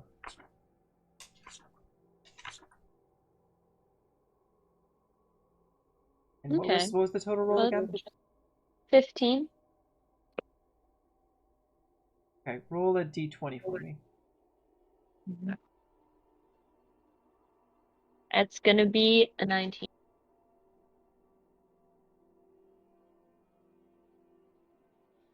You find, I think, collectively searching the bodies, total of everything that could have possibly been used has been damaged, decayed, or spoiled. But there are a few coins scattered amongst them: 21 gold coins, 17 silver, and 30 copper. Oh hell yes. Can you repeat that again? 21 gold. 21 gold, 17 silver, 31 copper. And this is going through the 3 different caves and just finding maybe the remnants of old, dirty, filthy coins and figuring out what they are. All of the other, there are short swords and broken blades and rusty blades and old bows and that sort of thing amongst the adventurers that have been kind of dragged and strewn out across most of this valley, actually, but most of this little area by their caves. But everything is damaged beyond use, with the exception of the dirty coins. SC, Yes. is everyone doing all these investigatings and all these things a long enough amount of time for Allery to have a short rest? You can take a short rest here, but it is the sun is setting. It is almost time to discuss setting up a camp. Are the scorpions edible? A survival check. Allery, do you ask that out loud? Because Allery would stop you. 19. You can probably, if you cook some of the legs properly, you can probably get some meat out of them. Oh my god, they're like land lobsters. Yeah. Oh my god. They are Look, land lobsters. Even if it's horrible, I can purify it and then just use prestidigitation to make it taste good. Fine. Allery's gonna stare at you, Trey, for a minute and go, "Oh, we could eat our rations, my friend." Yes, but if we can get more rations, surely it's not going to be a bad thing. I'd rather hunt a big dinosaur than eat this. I don't know that I necessarily want to eat scorpion, especially since it's been strewn all over me. I think I'm good with scorpion. Well, obviously not that one. There's 2 other there's 2 good ones to take. Nim would, out of range of Elena, say, "I'd rather eat Daria." And she says, Rip. I sort of resent that insinuation, but also I don't think you can eat. She's a magical Procompsignathus. She's not an actual. Still rather eat Daria. So it's a no on the scorpion meat. No, on Absolutely not on I don't the think it's scorpion. really. I don't I think it would really like- qualifies as meat. I would like to go out of my way and still get some scorpion meat to try and make some Alright. kind of rations of jerky out of it. Jerky, no. Rations, no. They're good for one night. But you're able to recover 2 scorpion legs and a part of a claw that you can use to cook. Yeah, I'm As making far as soup. scorpion meat. Okay. I would do it. All right. I would. Are you all Dead. remaining here? Are you continuing on? As Trey walks over and he has 2 scorpion legs and his arms as well as his claw, and he's just kind of gathered up his spoils. So, what about soup, huh? I will literally murder you. Try. I didn't mean to burp We at tried that it. time, but like that actually works out. If Rhys says that, Trey's just gonna point at the splattered remains of the thing and just be like, try me. Dude, you know how capable I am, okay? Did you not see what I done there? Do I look like I'm intimidated, little boy? Me, a full 3 inch shorter than you.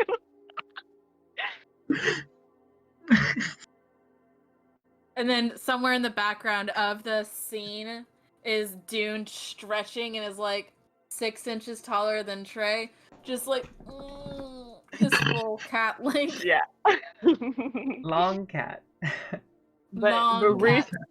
Rhys is like the least intimidated by Trey, I think. I think Rhys literally physically could not be intimidated by Trey.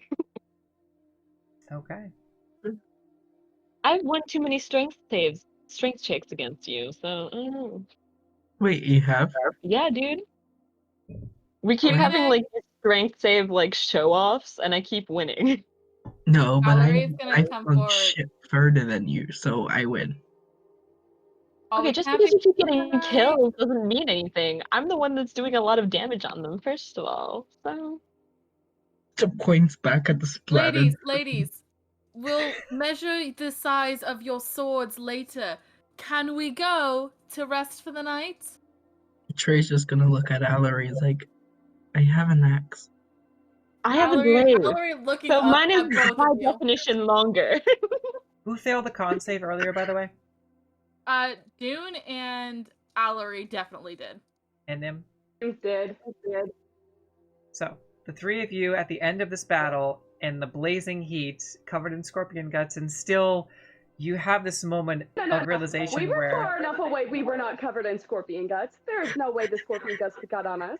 those of you who are not covered in scorpion guts and we're still fighting, this wave, you can feel, you realize that the sun is still beating down, even as the hour grows late and it gets close to early evening. Everyone that failed earlier takes a point of exhaustion. Oof.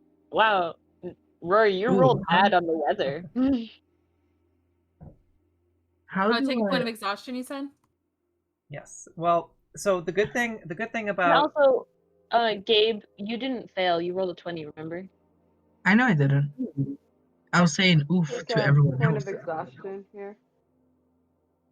so it's just disadvantage on ability checks. Okay. That's all. Huh. So Dune Oh, and and- Nim. It's just Yeah, those two? Allery, all of the ones who don't have good constitution modifiers, in fact. Fair So enough. Allery, Nim, and Dune. So the My thing about con is only 2.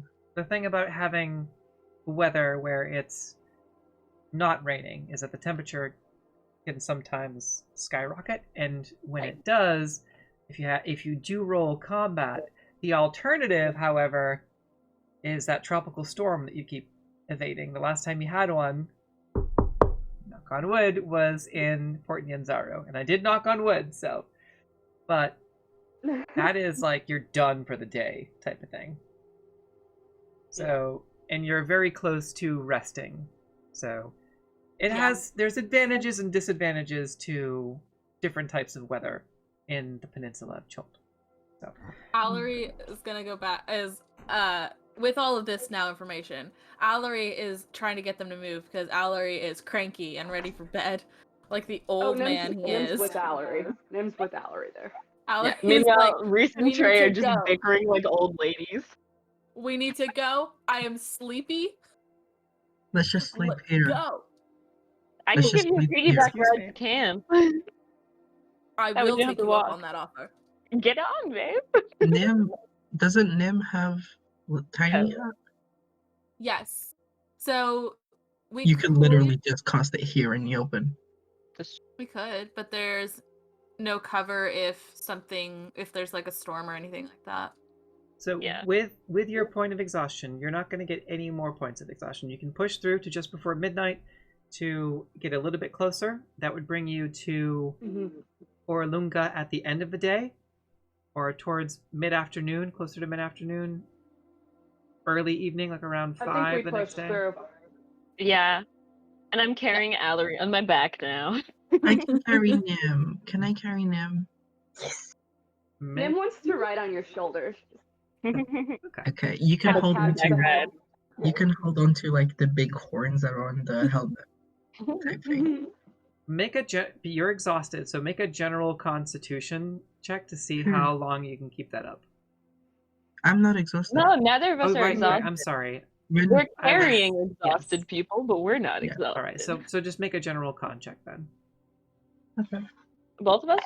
Nope, just who are you carrying, Rhys? I'm carrying Allery. Yeah, so go ahead. I It's rolled still a hot. 12. Okay. I I rolled can an 8. press the digitation. You got a what? I rolled an 18. Okay, yeah. So Oh wait, a general con save because I Con- have a +6 con. con so. check, general con check. Oh, so I have a plus. So whatever your modifier, whatever your regular 3. modifier to Constitution would be. 3, so 18, 19, 21. Okay, yeah. So I can just carry Allery forever. Yeah, so you and Allery are having a grand old time. You're just, even in the heat, you're just trudging through. Trey's Allery's starting to get, prestidigitating the wind. Okay, so Trey, I thought you were exhausted, but you're not. But even then, you're getting a little tired, and you have heavy armor on, and as you're trudging through, you're just really sweating and kind of looking back at Nim a couple of times, and you're starting to work. You can only go for about maybe a mile before you have to, mile and a half before you have to put Nim down. That's a lot in heavy armor. Rhys, you Rhys, are I can't even chat shit. Rhys, you're a strong barbarian. You have no problem. You're just kind of flexing on everyone else right now, carrying Allery. She's also unarmored. Yeah. She's also unarmored. I would like to remind everyone she doesn't wear armor. Yeah. But I am a wearing buff heavy plate armor. Okay, fuck And you. you can't degrade my buff lesbian aura, okay? For my lesbian aura. Watch me. No. Don't we have equal strength? No, I think your strength is 1 higher than mine. But I keep winning on our fucking strength contest. Yeah, because I'm rolling like ass. All right. Fuck you. So as you push through the jungle into a clearing, I'm going to have... So, Allery's having a grand old time. Another... Yeah, that's good enough. All right. So you're able to find the clearing, and it's a little bit, the terrain is a little bit uncomfortable. It's a clearing where it's kind of like you head back into the jungle for about 20 minutes before it opens back up into another open patch of wasteland. And as it does, you find a spot kind of right next to the tree line where you're able to set up camp kind of like half in the trees. If you want to set up kind of a little bit hidden, you can. But the whole terrain is just a little bit uncomfortable, so it's relatively safe, but just because of the nature of the heat and the discomfort and everything, you can hear the sounds of running water a little bit further to the south too. So anyone that makes a trek during the camp can actually refill all of your water, because you would all have to consume 2 gallons today, so you would have to refill. But again, it has to be purified. I can literally virtual cost that, so I can purify whatever the fuck whenever. Yeah. Trey, do you want to come with me to the water and refill all of our waters? Trey's just gonna stand up and be like, alright, water skins, gimme. Toss them over. Just give Yeah. me all of them. I've got some water skins and we're going. Meat eater. The How two is buff it? If you guys guys are see like, anything to forage for food tonight, bring it back. okay, we can go and then I hunting while guess- we're out. Do you think? Well, Trey is gonna make scorpion soup apparently, so. Let's get some other stuff. I don't know. Look, I might just just have eat a it. ration. Look, Okay. Nim's gonna consume a nutritional ration. value, it Ration. doesn't. You're missing out. I'm Let's gonna make hunt. it taste like I'm gonna. goof. Can I hunt? We can hunt together, but let's fill up the water skins and bring them back first, Okay. Good idea. because water is heavy. Like Rory, I'll hunt for something that isn't scorpion. Okay. So I'll help. Or Nim, rather. I need both of you to make standard survival checks for me. Stinky. We'll say I'm gonna have So you I make. feel like Nat I feel one. like Nim and Mallory are just like sitting on the ground. I got a natural I got- 20. All right. I got so, a natural one. so Rhys, you have to basically hold Trey's hand. Trey is very distracted as you Bro. are just simply trying to find the river. Actually, you look back at one point and Trey is actually moving in the opposite direction as you are. Like, Distracted bro, are you by this distracted that my dick's bigger than yours? distracted by Metaphorical who dick. knows what. Why do we let those two go off together and do this stuff? Mallory is out on the ground like this. I literally just dropped Allery in the middle of the fucking ground and Allery has not moved. That's awesome. Their bag, and they're just like folded over their bag in their lap. All right, let's just Okay. fill this up so we can get some actual food. I'm like, Trey, what are you doing, baby? No water. I So was. You actually have to um, grab his hand at one point and say, "No, the water is this way." I'm like, bro, you're gonna um, walk on off of a cliff. Come on. So there Uh, are right. There are Why 5 are you water so skins. distracted today? Oh, sorry, 7 water skins, including Hela and Elena. So you will need to. Yeah. You have enough to purify all of them. It's a ritual. Oh, ritual. Okay, yes, you're good. You're good. Yeah. Also, Take about an hour or Trey, so. why are you so distracted today?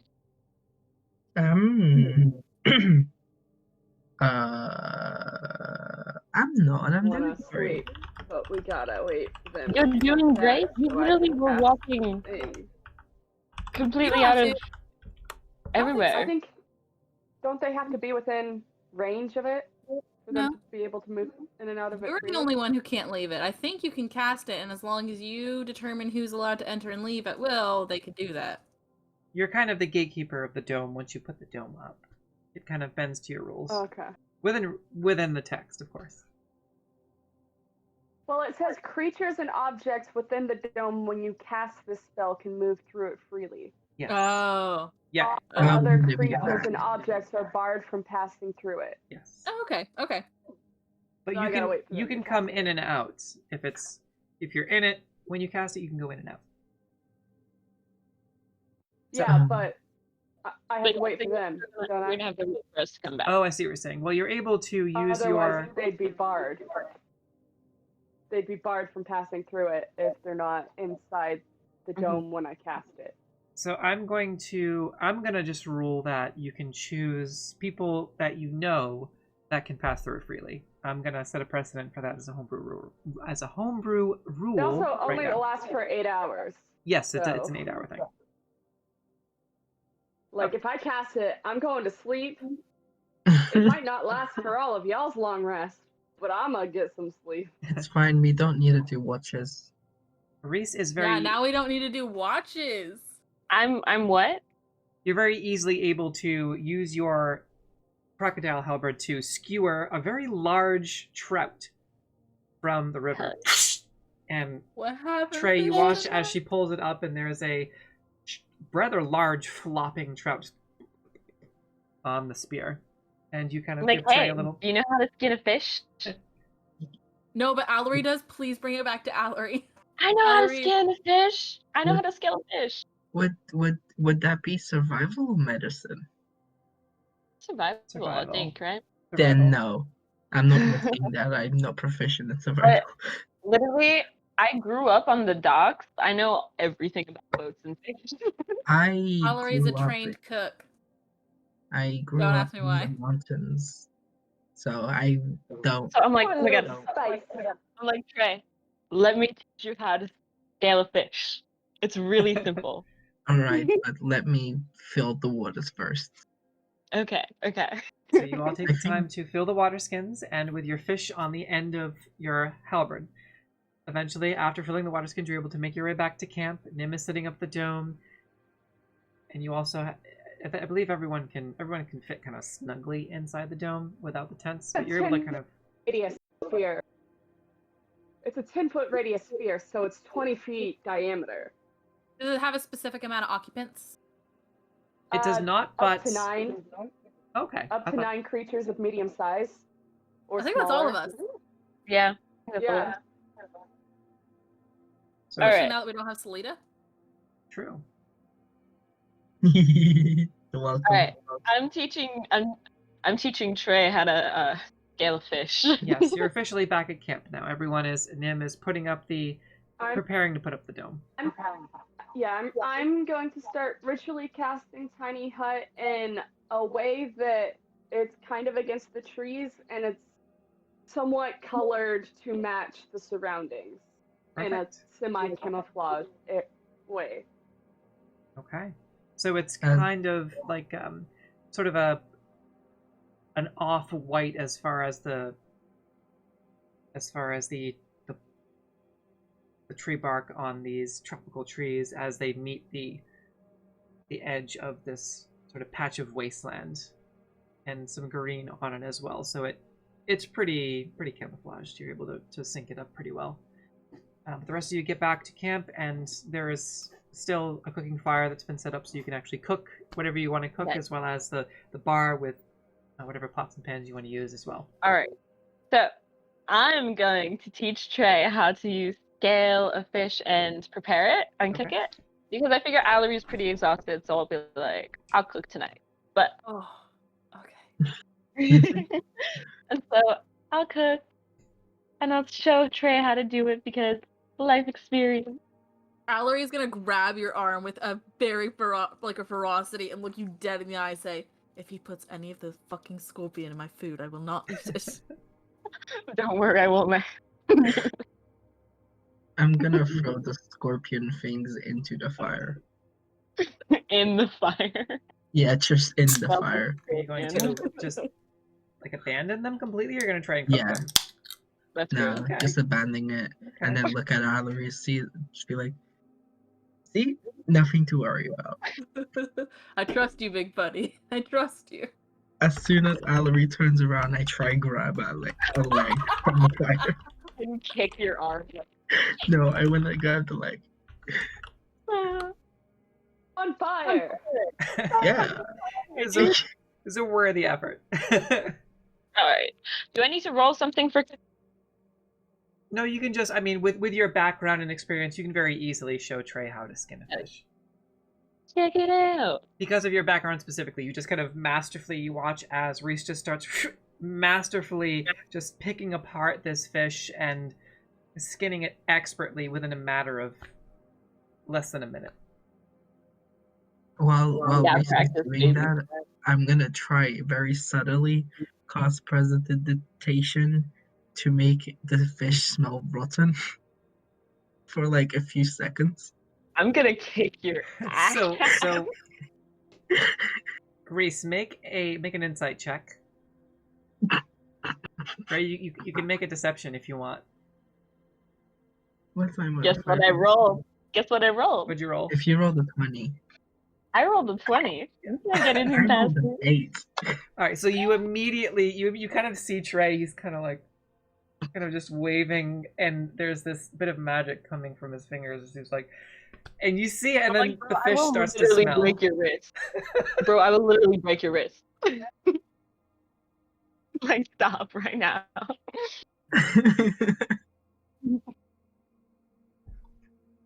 That's awesome. So I'd just be like, fine, and then like I intensify the smell of fish. I'm just gonna punch you in the head. I'm wearing my helmet. Oh. When Nim gets done ritually casting Tiny Hut, Mhm. they are unrolling their bedroll, turning the light inside the dome to dark, and passing out. All right, nice. You You Good. don't want any food? You will need to eat I something. had rations. Oh, rash. Okay, you're good. You're good. I already ate rations. If Rhys is gonna punch Trey, I will take some water though. Can I have my water, please? yeah, Yes, I would sure. have passed up the water. Yeah, but we got So, back and we gave everyone their water. It's gonna take about an hour for you to ritually cast, unless you want to do Nims first, which would take 10 minutes. Okay, yeah. All right. So Since Nim is I passing out I first. thought we did that already when we were in the woods. Oh right, yeah, we filled it in. Yeah, I thought they were all ritually. Yeah, Fine, we were it's like in in the the woods for like an hour. So in situation, Most probably okay, yeah, I'll say if you were walking and doing it, if you were consciously making an effort as you were walking and talking to That's why he rolled in that one. cast Yeah. your. You Yeah, bet. that actually makes sense. You were very distracted with with thinking about that, but that was actually on the way to the river. So I would say after mentally preparing. Yeah, I would say you could probably. It's only like a 10-minute walk, 15-minute walk to the river, so I could probably say you can get Nims done first, and then you would have to spend another 45 minutes or so just doing everyone else's. Alright, I just want to say that if Rhys goes to punch Trey, I want to cast Armor of Agathis on myself. What does that do? What does it do? You take 5 points of cold damage. So it Alright, doesn't. I'm gonna roll an unarmed attack right now. So you don't have to roll. All I'm gonna say is you just kind of punch Trey in the helmet, and as you do, your fist gets cold and it starts to burn. You have to shake it off as you see these icicles start forming around your finger. And Trey, you've got your bell rung a little bit as she just kind of clocks you in the helmet. And but that's so your bell is rung a little bit, and your hand is burning with cold. I love our dumb rival, but also like we love each other, but we're also like, I will fight you at any given moment. Yes. It's great. So with the dome, after Nim sets it up, you see them just kind of, and they are out, out cold, snoring very adorably. All right. Just after slightly. all that shenanigan, I finish cooking the fish and give some out to everyone else. Okay. Yeah, I passed out everyone's waters and stuff. All right. I hope this fish is up to your standards, Allery. Allery like takes it from you with like a very sleepy smile. It's like, I love it. Immediately starts scarfing it down. It's probably still burning hot, like sears his taste buds, doesn't even care. And then it's also gonna go and take it. Go sleep. Wait, as Allery is eating, gonna like approach them and be like, I snuck in that scorpion. I'm like, no, they didn't. Damn it. No, Allery mid-bite is gonna look Trey dead in the eyes and say, I love you, but I know when you're lying. Keep going. All right. Is anyone taking a watch outside the hut? Or inside the hut? I'll take a watch. I Just will. because I feel like it makes sense to still take a watch. I feel like Rhys and Trey probably will do that because they're paranoid motherfuckers. But Allery will not take a watch. Allery not taking a watch. Dune sleeping. All right. So Rhys, you Nim just went, hey, I made a hut. It's really cool. I'm not taking a watch. So Rhys, you stay up for the first 3 hours or so before eventually sleep kind of comes to Trey is claim you up as as you're well. nodding off. All right, so you and Rhys stay up for an extra couple hours or so. So one of you roll perception for me at advantage, or both of you roll. Up to y'all. The good thing is, on the inside, you can see out perfectly fine. It's transparent. okay, Or as When we you're on the learned in inside, looking CR, around. unless there's No snow one- covering the dome. no one is Yeah. going to believe me because it's super fucking dumb. But I just rolled a third natural 20 in a row. God fucking, like I this rolled a die. 17. I rolled a You have a good 17. dice. Great There's a dice. gay Is it on dice. the bone die? No, it's the gay dice. Rhys, Oh, yeah. Nice.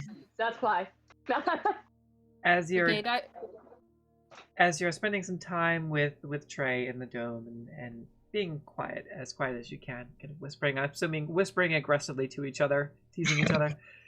Rhys, you kind of gaze out into the expanse of wasteland before you, this patch of wasteland before you can see that again it's kind of like just this circular patch of a couple of miles, and that the tree line kind of encircles around this large isolated patch of wasteland. Sort of this wasteland is kind of creeping into the jungle, and about 100 or so feet from the camp you can see a figure in the darkness as the moon is approaching a full moon. There's just a figure Can't get in. Spells can't get in. in the shadows. We're fine. They have a cloak that just appears to be a ragged cloak that just appears to be billowing in the wind. It appears to be a feminine figure, and they're just watching. Does it look like it could be our frost giant friend? They are about She's 5. supposed to meet us, right? They're about. Yeah, They're less than 6 feet tall. They're about 5'5", 5'7". Not the frost giant at all. Not our- definitely not her. I'm like, Trey, do you see that person? Do I? Since Rhys pointed her out? Not at first, but after a minute or so, you kind of, and it kind of takes you by surprise, and you can see this figure in the distance, just standing there, watching. Anyway, is it too Solid like from to her point. recognize She's them? not watching y'all back. She's just looking at the dome if she's looking in the direction. Like, that's a pretty sexy dome. I don't know. Trey's just gonna kind of nudge Rhys and be like, Little white dome there. wake them up if anything happens, and he's just gonna straight up walk towards her. You're leaving the dome? Yeah. Okay. As you leave No the spells dome, can come through the dome. I'm like, no way. I'm coming with you. No spells or magical No, effects can no. enter the dome. Stay in case something Sneakier than happens. you. I'm sneakier than you, and I can take more I'm damage. not sneaking. I'm not sneaking. I'm going to sneak up there, and I can take No. way more damage if something happens. Fucking idiot, stay. Don't trust me on this. I'm gonna just go fucking sneak ahead. I'm gonna sprint. as soon as you're done with this little, tiff, the second that y'all put your eyes back into the horizon and leave the dome, the figure's gone. What? Bitch. I'm still gonna go look. I wanna go see if there's any Sure. tracks. Okay. Yeah. Y'all have fun outside the dome. We're all safe in here. And one of I you go have ahead and heard- make. I need a perception check and a survival I mean, check I'm asleep. This is just From both me of us? talking, not them. from whoever wants to do it. Are you okay? I need someone to make a perception check and someone to make a survival check. If I one can make person- survival because I'm proficient and I know you're not. Okay. Other perception. And 19 for perception. Okay. 21 for survival. Okay. As you are, Trey, as you walk out into the center of, or approach about 100 feet from the dome, you're looking all around in every direction, and you see nothing. It's just cool, calm air. Now that it's late evening and closer to midnight, the air is much cooler, and y'all have stopped sweating. Anything in the sky? There are stars and almost a full moon, approaching a full moon. You find just there's a bit of sand that just blows in the wind, but there don't appear to be any tracks of any kind. There's no footprints. No footprints? Does it look like anything's like any of like the brush is disturbed or like With your survival? No. Nothing appears to be disturbed. Just a bit of sand I that need to blows start- in the wind. I need to start randomly hunters marking people. Just in case this shit happens. So I can track them.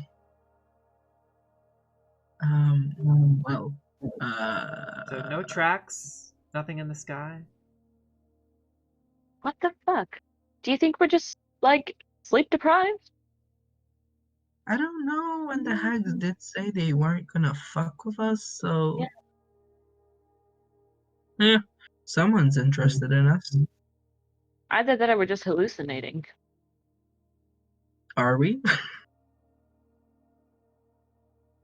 I'm gonna put my, like, try to reach, like, 2 fingers to Rhys's forehead, and then use lay on hands and be like, are you?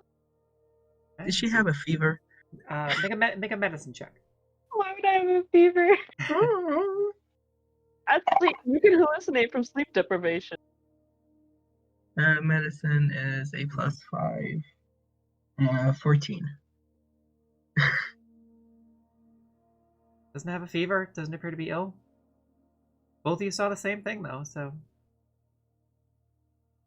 Yo, do you think this is that kind of thing when, like, people get super close, so they have, like, the same kind of dream, but, like, instead it's, like, hallucination? Does this mean we're, like, siblings now? Oh my god, I think we're blood brothers. Oh my god. I'm gonna, like, give a high five. I'm like, oh my god, I fucking cut my hand and I'm like, alright, let's go. Let's go, motherfucker. Nice. Make a Blood blur. 5. Blood 5. I love it. We're officially blood brothers. We need to roll for blood transmitted diseases. We're fine. I'm immune to diseases. He's immune to diseases, That too. and my con is incredible.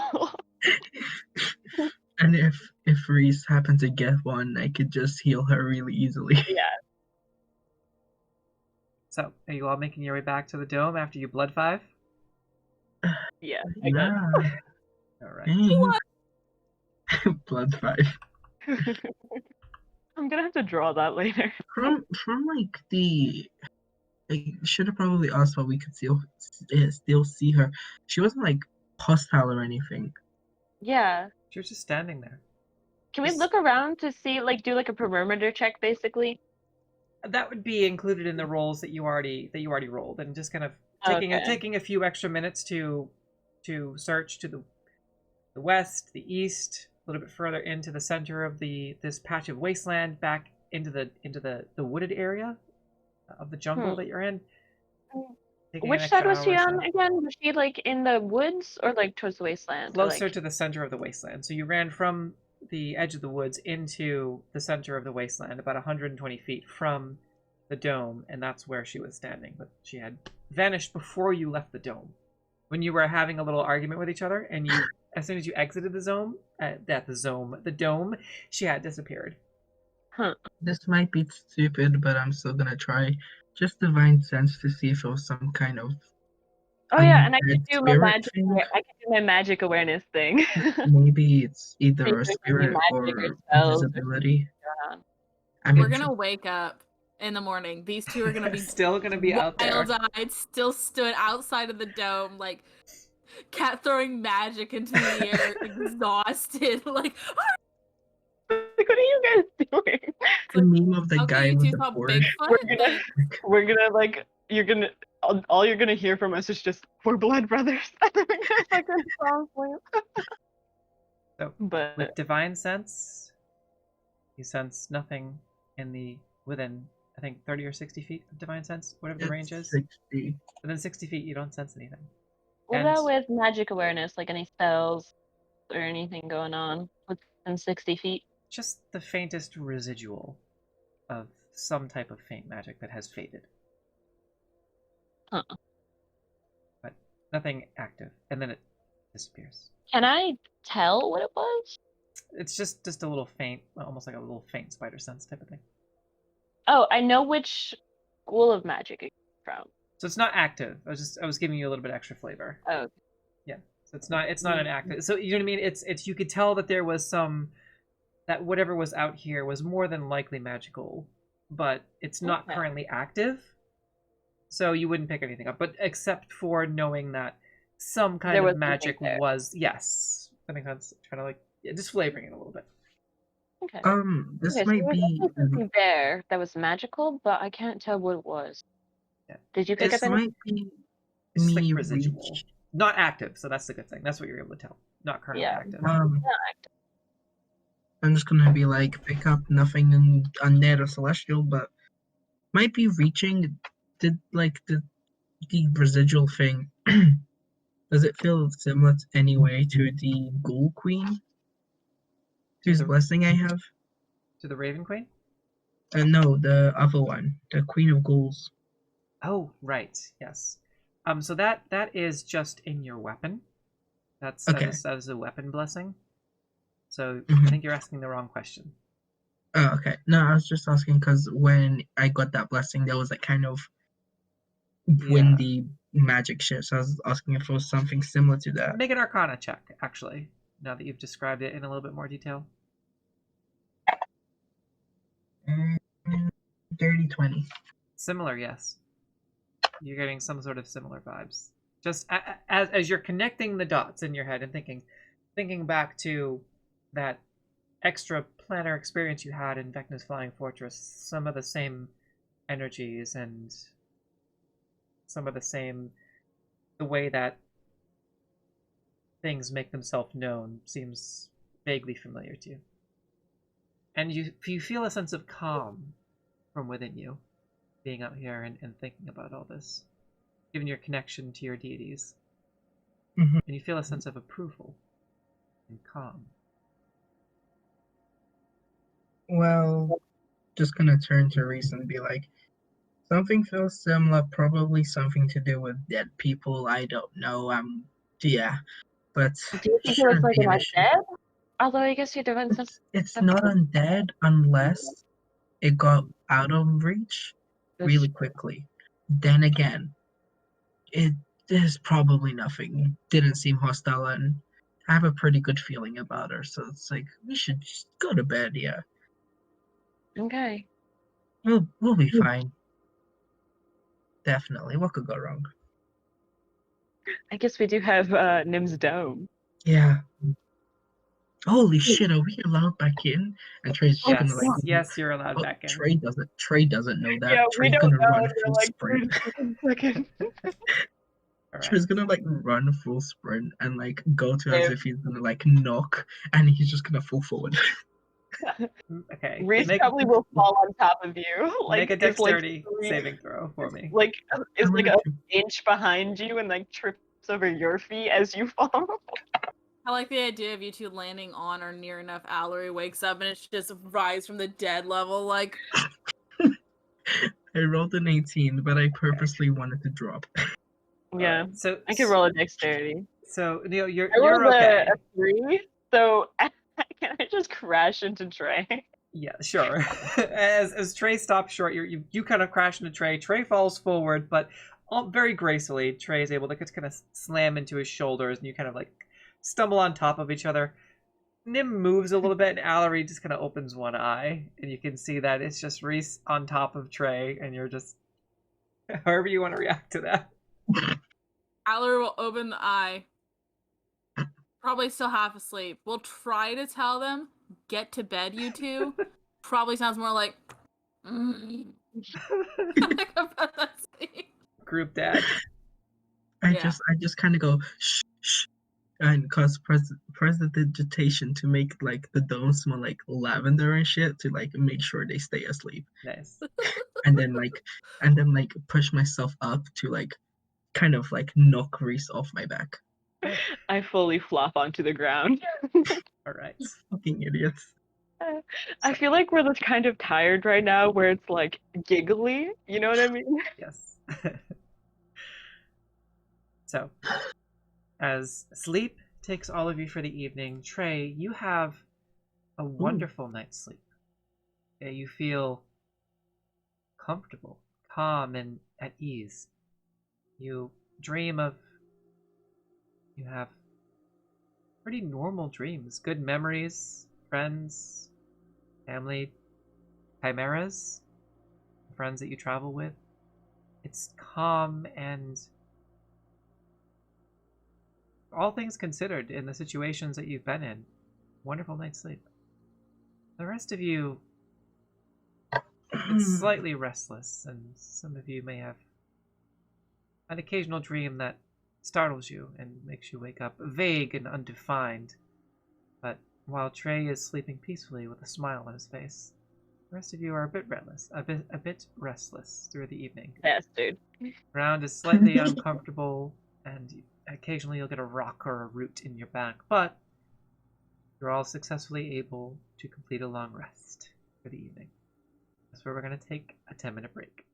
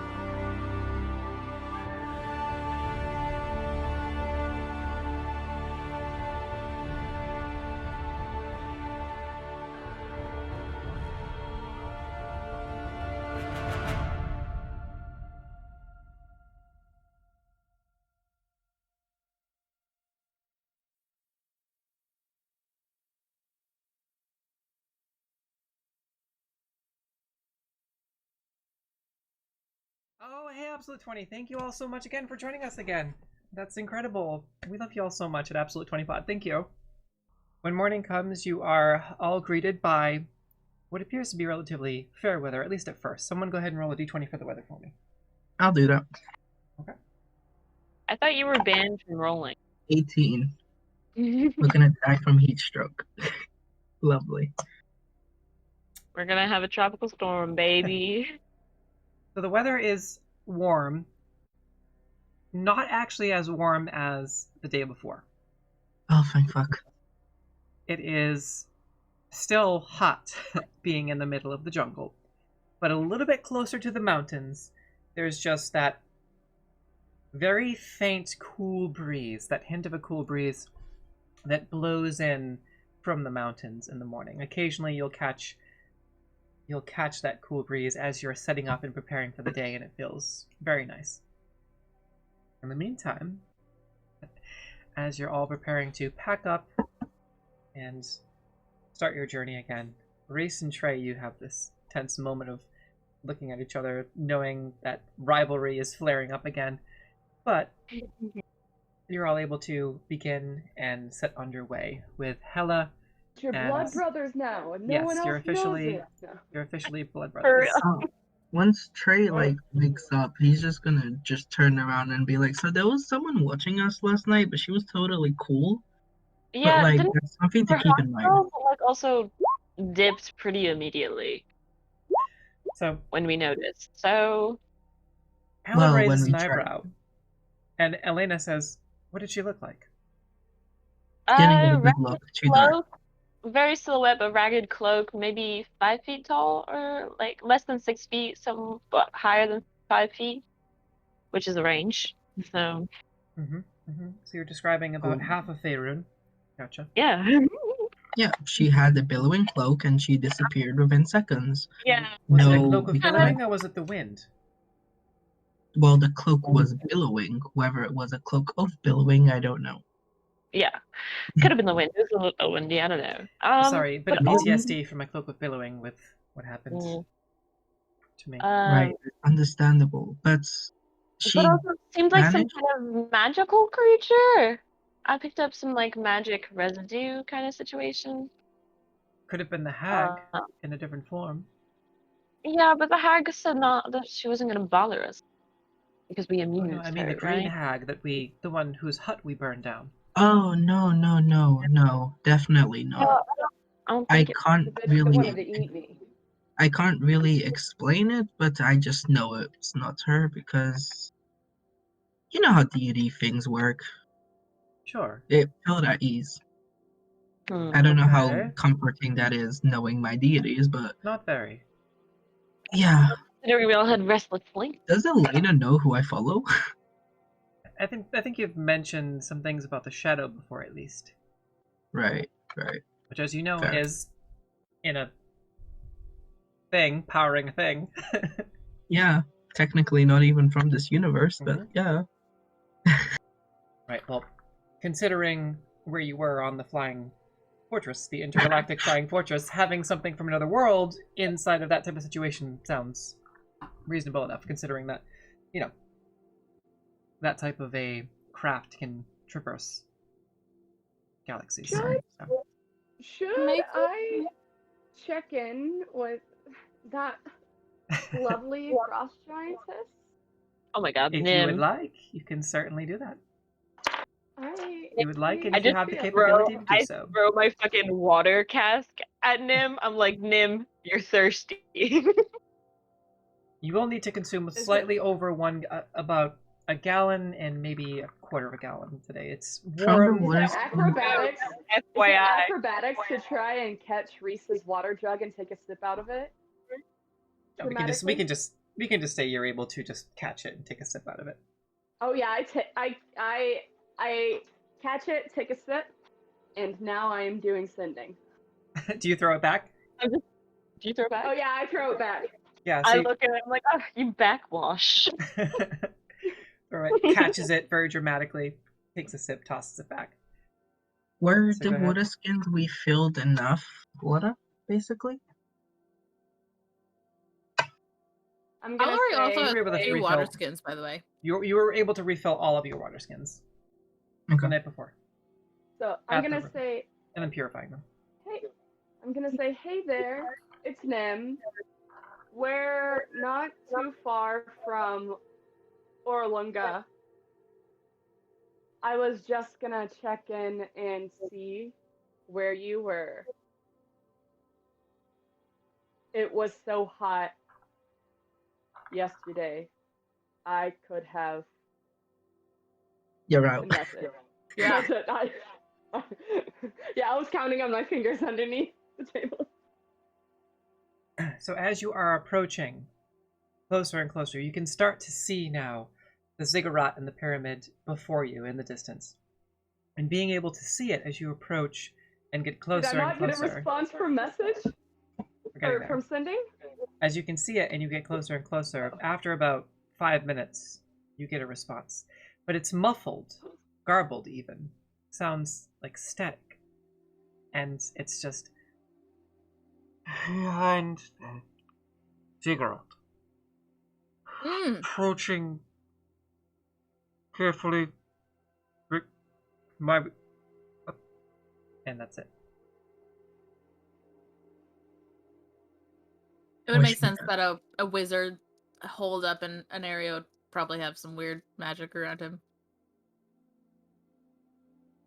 I want everyone to go ahead and make... Tell Well, actually, with your passive perceptions, everyone notices that as Nim is kind of... You see Nim kind of trying to figure out what is happening with the sending spell, and as you do, you kind of have a moment of realization where it's a pretty comfortable day. a little Unusually comfortable. Hmm. the I jungle. just want to say that Trey is gonna be consciously looking out for like anything that could even remotely be linked to the lady from last night. Okay, make a perception check. Okay. Ugh, I've rolled a 4. No traces of anything similar. Okay. So who's going to assist with the survival check? Who's going to assist Hella? Unless someone wants to make it on their own. I this time. can. I mean, Rhys is just I've gonna been constantly doing be it. chilling with Hella, So, doing it. Okay, Al, so what is your bonus to survival? I have a +4 to survival. I have a +5. You can do it by all means. No. The funny thing is, though, Allery's probably been watching you do this and is like, "Hey, He's guys." bugged out. so are you I'm giving? not proficient, but I have a +3. Okay, Hella, your guide, who you had hired, because she's a guide, has a +10. Of course. Holy shit. As she should. Would you? Yeah. So would you like to continue on course and give Hella advantage, or do you want to do your own roll? And she can give you advantage. It's up to you. No, I'll give Hella advantage. If anyone does decide they want to branch off and take the helm for a little bit as far as navigating closer, the Ziggurat's right in front of you. It's just to make sure you don't step in quicksand or something. That's a natural 20. That's an option. Full of fucking quicksand. And that's why we give Hella the advantage. Yeah. A 30? Hella sees it all. Because that +10 Yeah. with a natural 20? That's 30? So by midday, you're able to expertly. Hella is on a roll, and the temperature is perfect. Literally, like she's able to. She's just on a able roll. to. Yeah. Well, no, she's able to navigate expertly and quickly, finding the quickest routes and able to find a spot where you can fjord the river. And with the runes on the chair, she's able to activate the levitate again and get across the river at just the shallowest part. And all of you are able to fjord it, and she finds the perfect crossing. It's only knee deep at this specific crossing. So she finds the ideal spot and gets you there by midday. So you have just an easy day of travel, and she avoids a large patch of quicksand, pointing it out to you as you're traveling.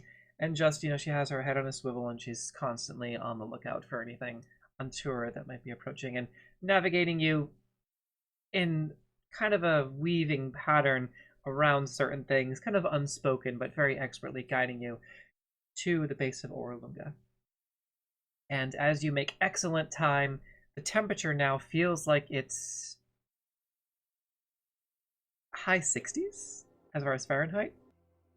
That's pretty. That's like a spring temperature, Gabe. That's so good. It's perfect. It's like that- a that cool sounds so spring nice. morning. 68? Yes. No. This is my They gotta favorite. do the This is my conversion. favorite part of all of our sessions. Yeah, 20 Gabe doing degrees. weather conversions? Yeah. Weather and Yeah, like it's and very funny. like distance conversions is always gonna crack me up. You Americans are just weird and use weird things, okay? It's 20 degrees. It feels really good. Yeah. Okay. I think I'm Just- good now. Yeah, I know. Elle, are you okay? You dropped in and out like 5 times. Yeah, that I was know. weird lag. Can I? Okay. Oh look- no. A little too wonderful weather of a day. Yeah. Can Um, does it feel like was there any kind of shift from like the weather from when we started from when we got closer? It was very subtle. feel the subtle barometric pressure shift. No. Welcome to D&D 5e, where the player characters ask you questions about barometric pressure. If you I like love that, it. you know. I love it. Are there any runes or something along the like base? Make a perception check. Scared. Perception. I suck at that. Oh, 20. I Dirty think we're 20. in danger. We're gonna come back to that, Okay. because as you approach the base of the Ziggurat, in what feels like this beautiful spring day, this perfect weather and a cool breeze gently flowing from the mountains down into the valley, kind of refreshing you, you see sitting on a stump, legs crossed, at the base of the pyramid, a woman. Is it the woman that they saw last night? Yeah, does it look familiar? With your perception check. Sorry. What did you get again? I got Dirty 20. I got like a what did I get? That's a great question. Oh, I you got- talked about last night? Yeah, last night. I got like a No. 22, I think. What did you get? What did you get on your perception check as you approached this Ziggurat when you asked Oh, about 20. runes? 20. Okay. Dirty 20. So, two things. One, you do not see any runes or any markings on this pyramid.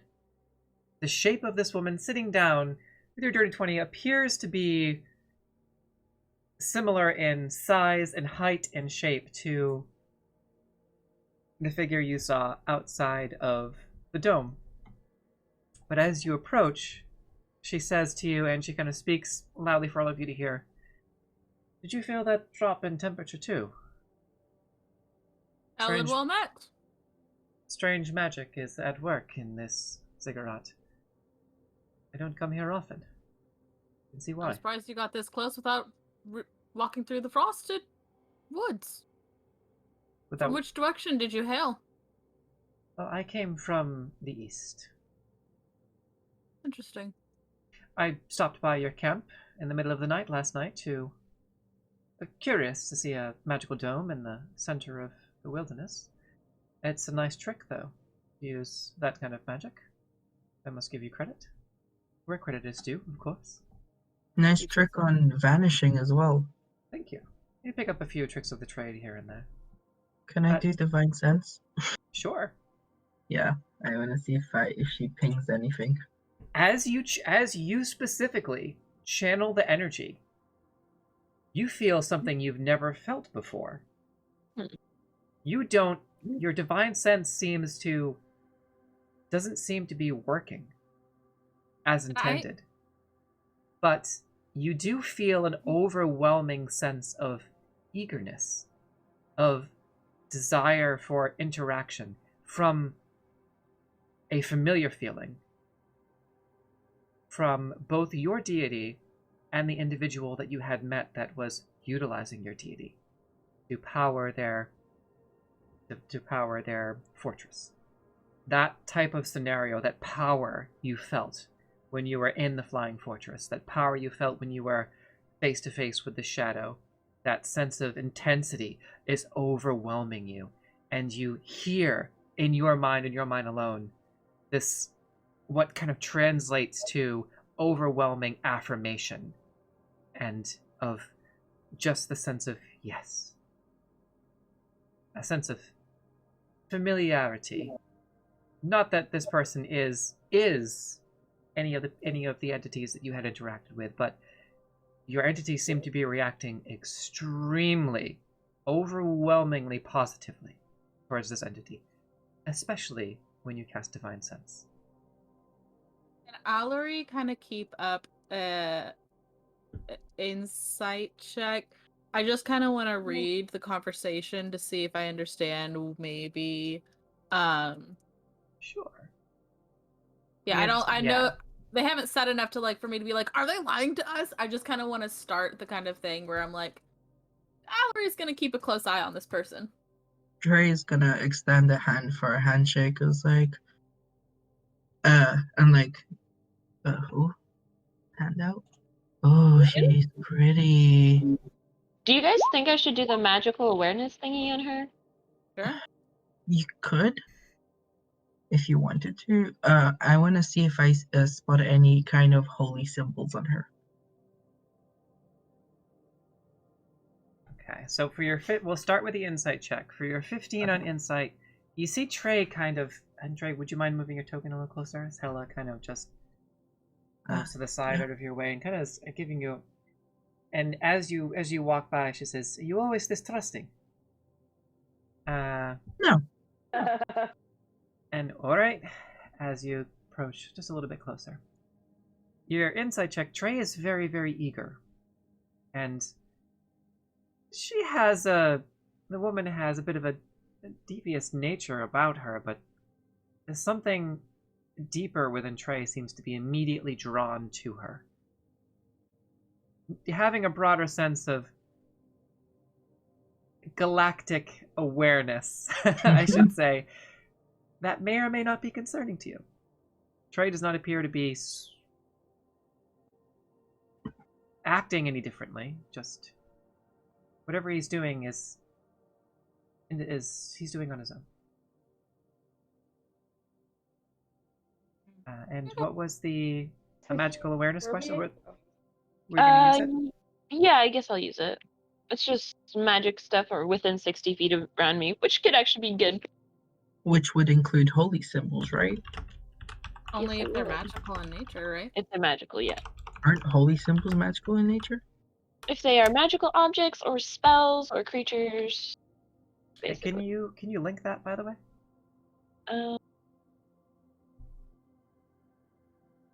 I mean, so I think to answer your question, Gabe, I don't think a holy symbol, Spell or magic item. like if somebody was wearing a cross on their neck, that wouldn't have been like a holy symbol for that. It would be something more like, a priest set of like stuff would be considered like magical.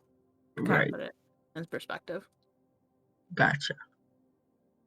So she doesn't appear to have anything magical on her. She appears to be some kind of a magic user. Again, that faint kind of tinge of magic. Also, is there anything like within 60 feet of me that's like innately magical or anything? Since like, might as well. We're in like a magical-ish place, right? As you kind of turn your gaze in front of you, you kind of have a moment where your eyes dilate, and I need you to make a wisdom saving throw for me. Oh shit. Oh no. Because you're Okay. because you're opening your mind to the awareness. I'm not particularly wise. Let's see here. Wisdom save? 12?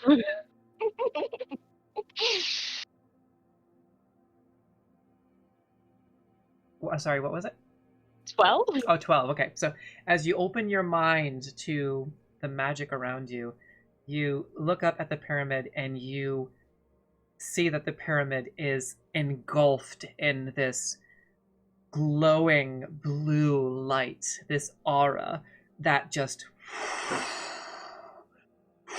kind of pulsates off of it.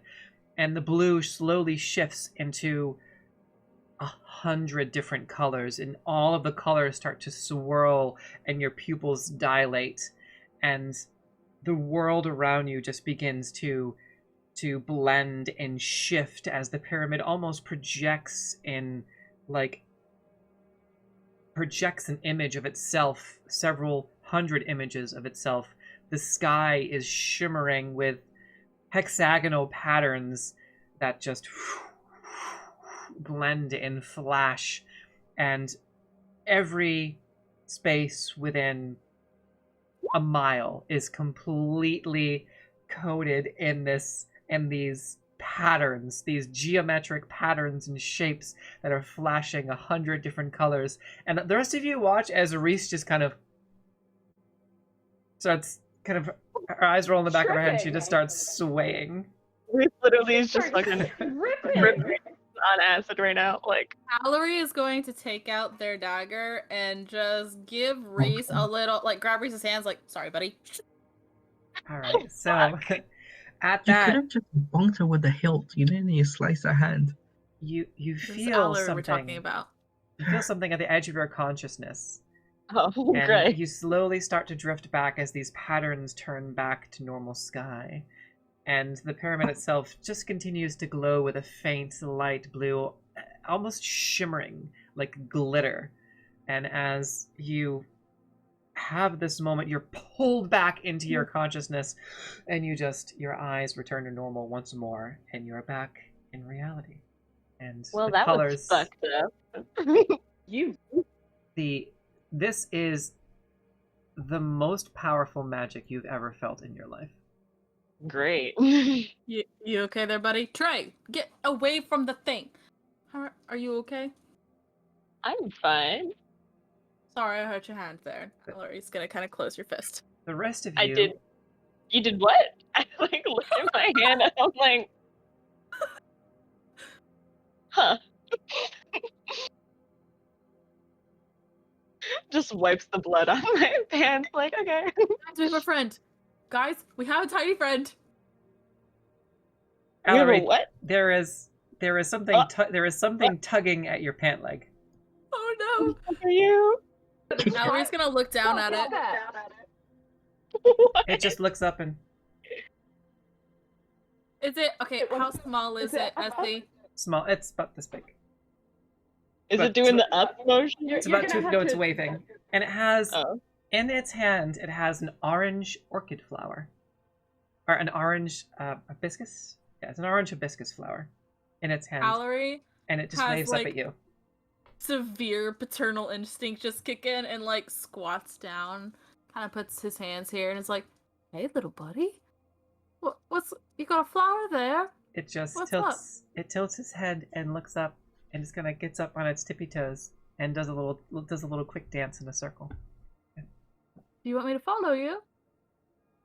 It just turns back and kind of tilts and takes the flower and holds Mallory? it up and turns back and Mallory's looks gonna towards the stairs. Mallory's gonna use the little his Trey, get away stupid. from there. Do you want me to? Mallory's gonna use his mind thingy because he doesn't need to share a language with a creature. It just needs to be able to speak a language for him to speak telepathically with it. Mhm. Which is this one, Okay. and it's going to in the head say, "What's going on? Who are you? And what do you want?" I'm going to share this for everyone on the stream too.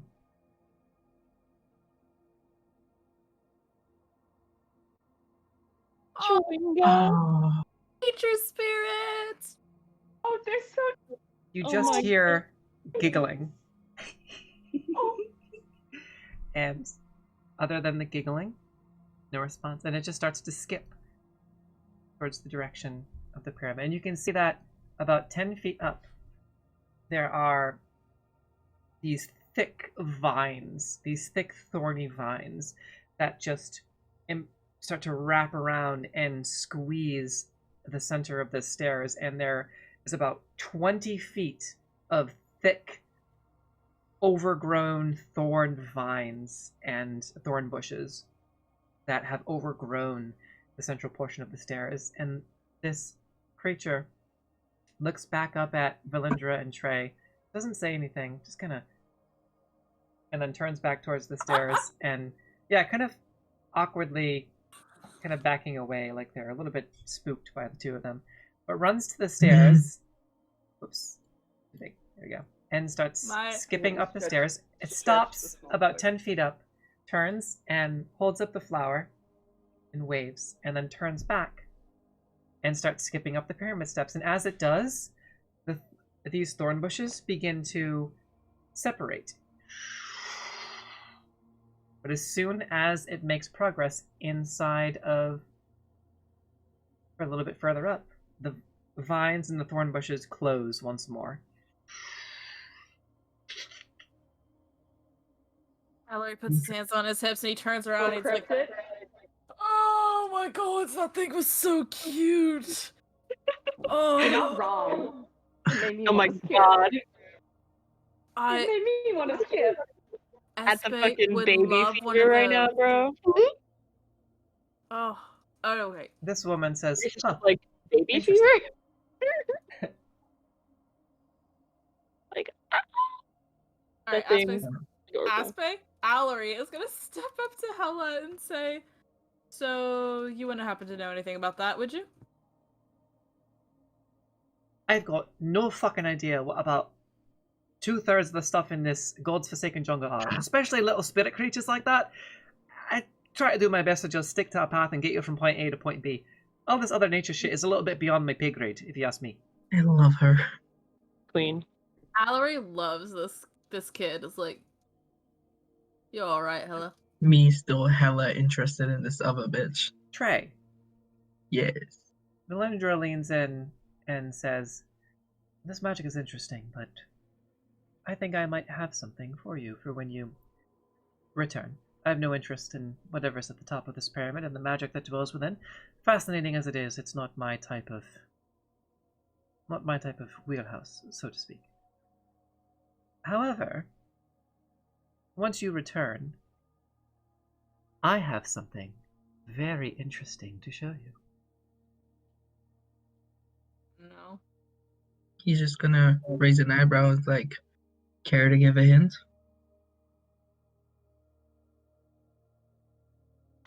How goes your quest for vengeance these days? You kind of see his face sour, and he's gonna kind of clench his fists. It's like preoccupied with other shit, but I'm working on it. And he's just like starting to crackle his like knuckles, all of them. You and I share a common interest, and so do your companions, because they're with you. I can get you something I think you will find very, very interesting. But I think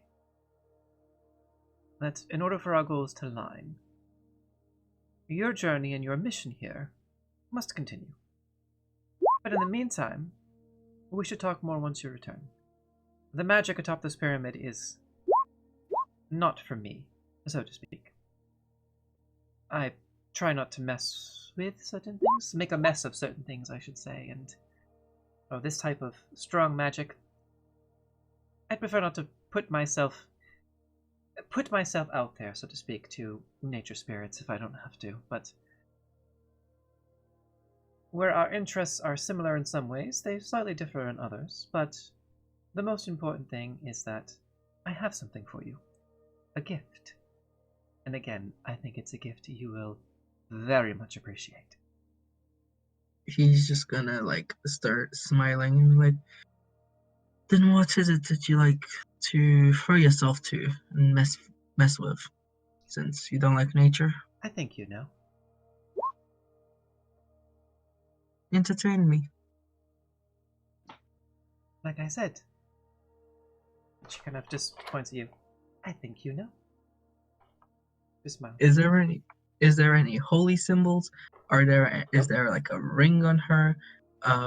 Trying to think what There's else. some jewelry, but none of it appears to have any symbolism about it. Right. Is she human? She appears to be half elvish. Alright.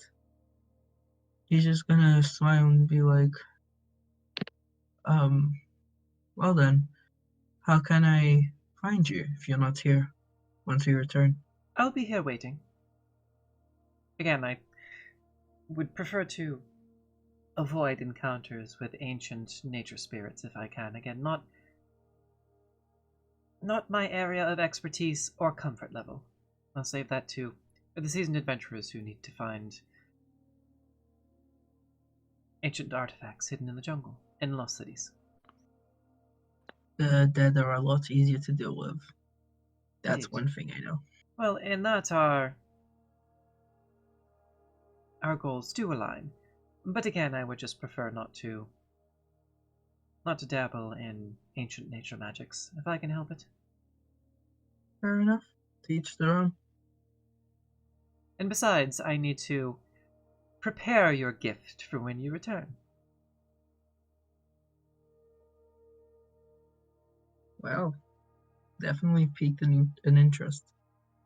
That same sensation you were feeling, that overwhelming sense of, yes, is continuing.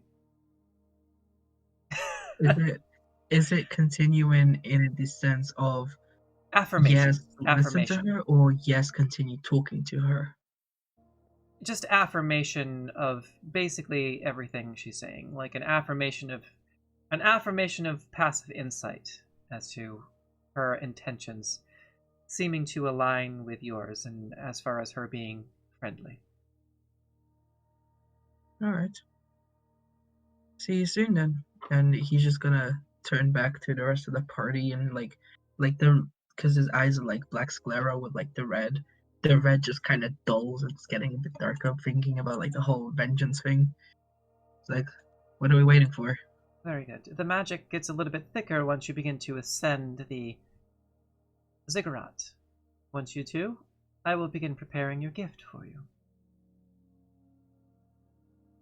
Is my insight picking up on anything here?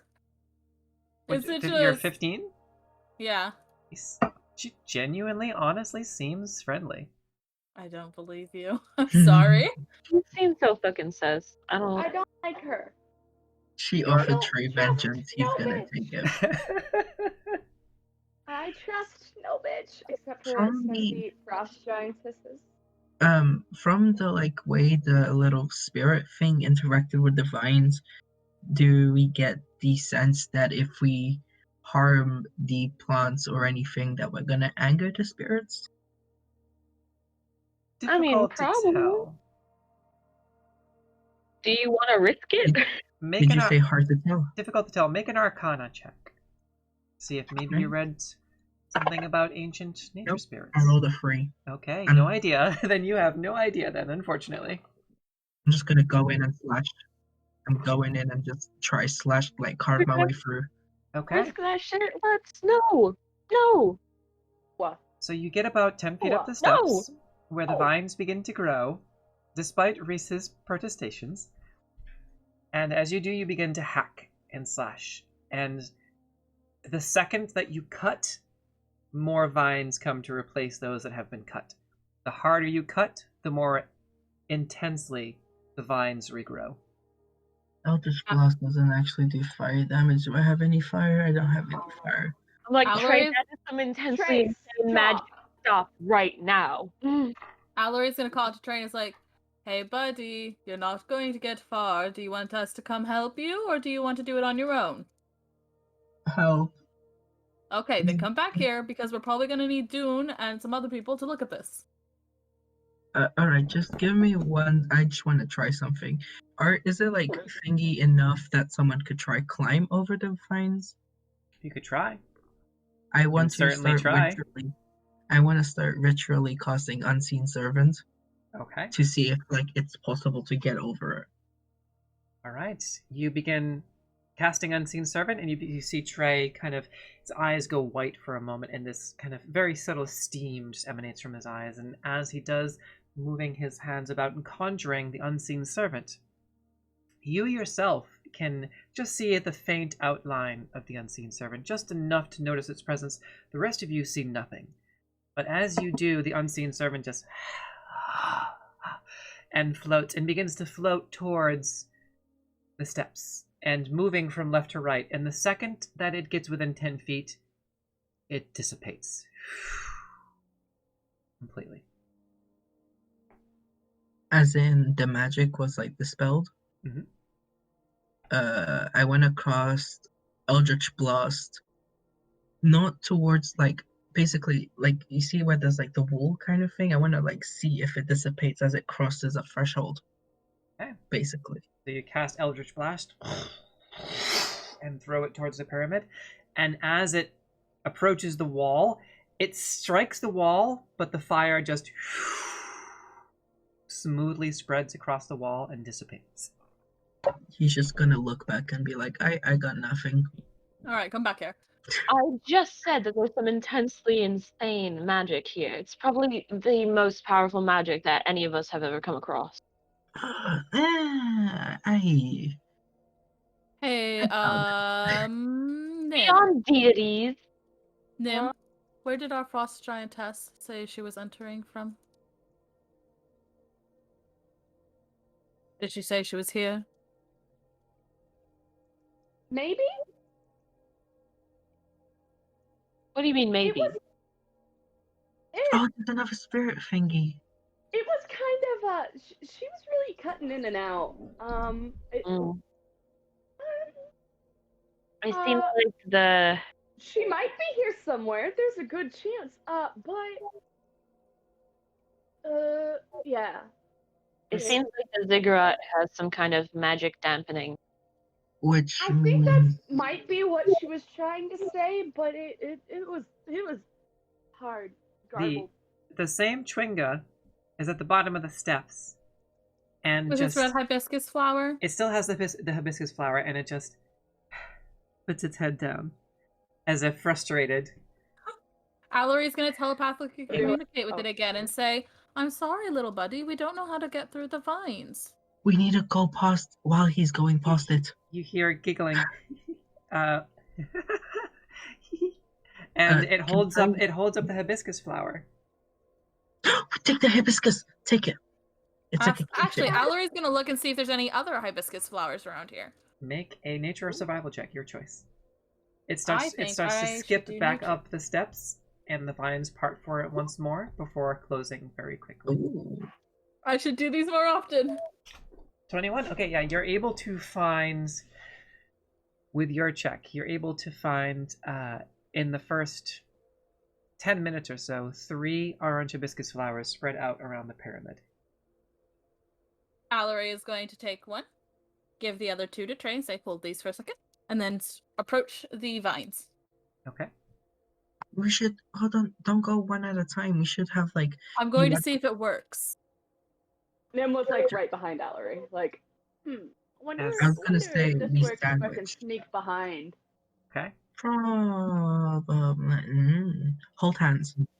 Yeah, if Allery sees Nim walking up, it's like, all right, well, hold my hands. Hopefully that helps it.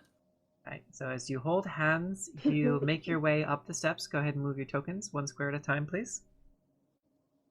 Oh, no. So this is where the vines start, and they part for you. Go ahead and move your tokens. And they grow thick around Nim. As soon as Nim enters the space, they start to close around them. Get You out, think- get out, get out. Yeah, Allery's going to stop where they are and say, And do you think we should see if we can get maybe one more person in? Or... right now, the vines are slowly kind of just wrapping around Nim. Step. Oh, step. actually, like, encompassing Nim? Yes. Can I Step back. push Nim? You I push. want to shove Nim. What if it's Okay. like a whole the elevator type thing? Do you allow yourself to be shoved backwards?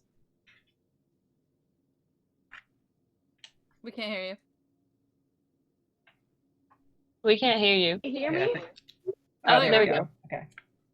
Can you hear me now? Yes. Yeah. Yeah, I allow myself to be shoved, sure. All right. So, Oh. kind of seeing it coming and bracing yourself, you shove yourself back and you kind of stumble a little bit. but you're able to kind of regain your footings. And as you do, very quickly, the vines just part and let go of you and allow you to move backwards. You get a few minor scratches, but it seems as if they went out of their way to allow you to descend.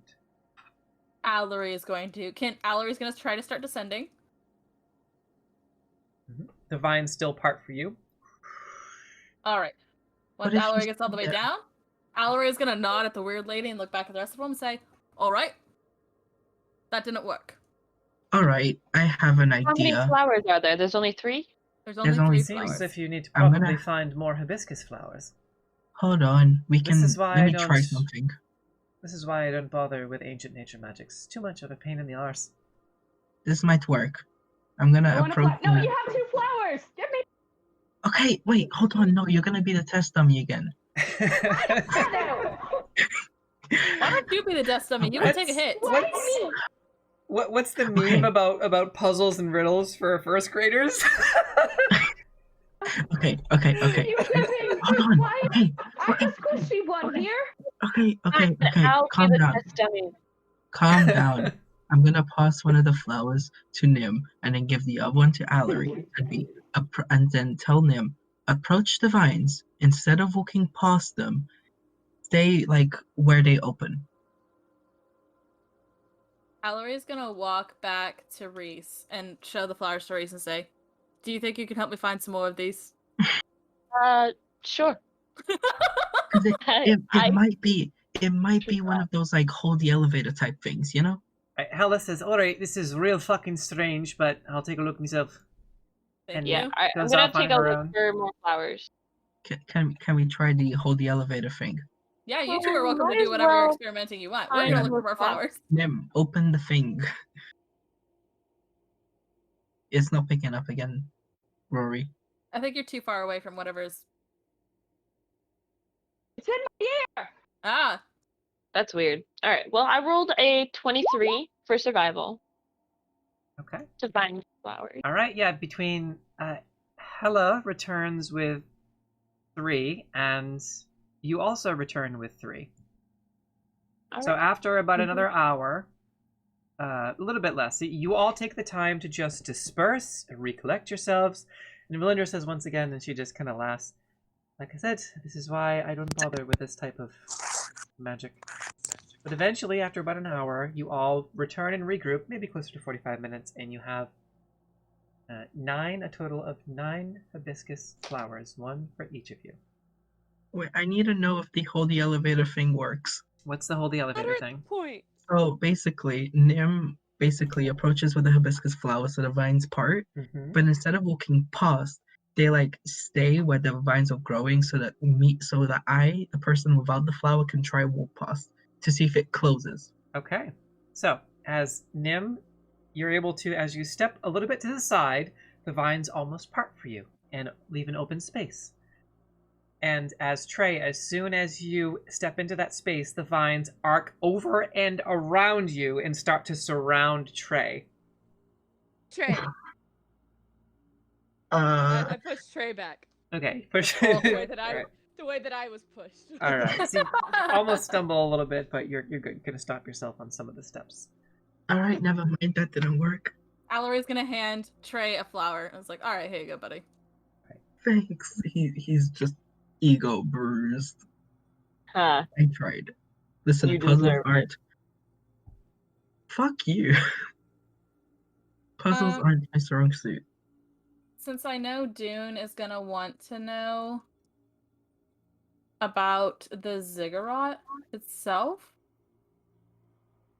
but I don't know where the thing is for. Oh, the historical knowledge. Okay.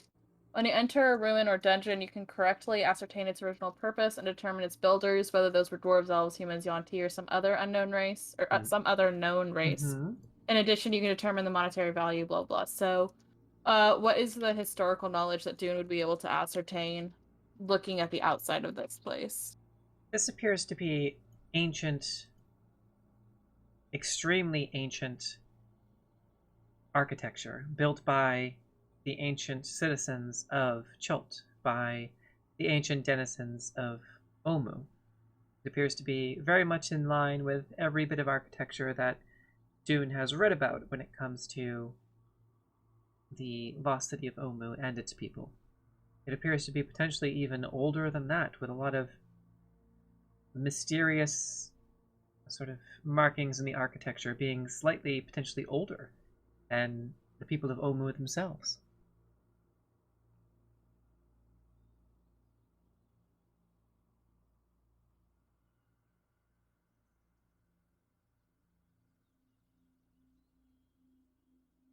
Okay. You all saw me do it. I did Dune's due Okay. diligence. Yes. Well, we Dune, might as well continue walking. Dune probably yabbers about that for a bit. Yeah. Allery is gonna try to like get a little bit ahead and is actively looking for more of those little spirit sprites. Okay. The little ones that had the hibiscus flower originally. All right.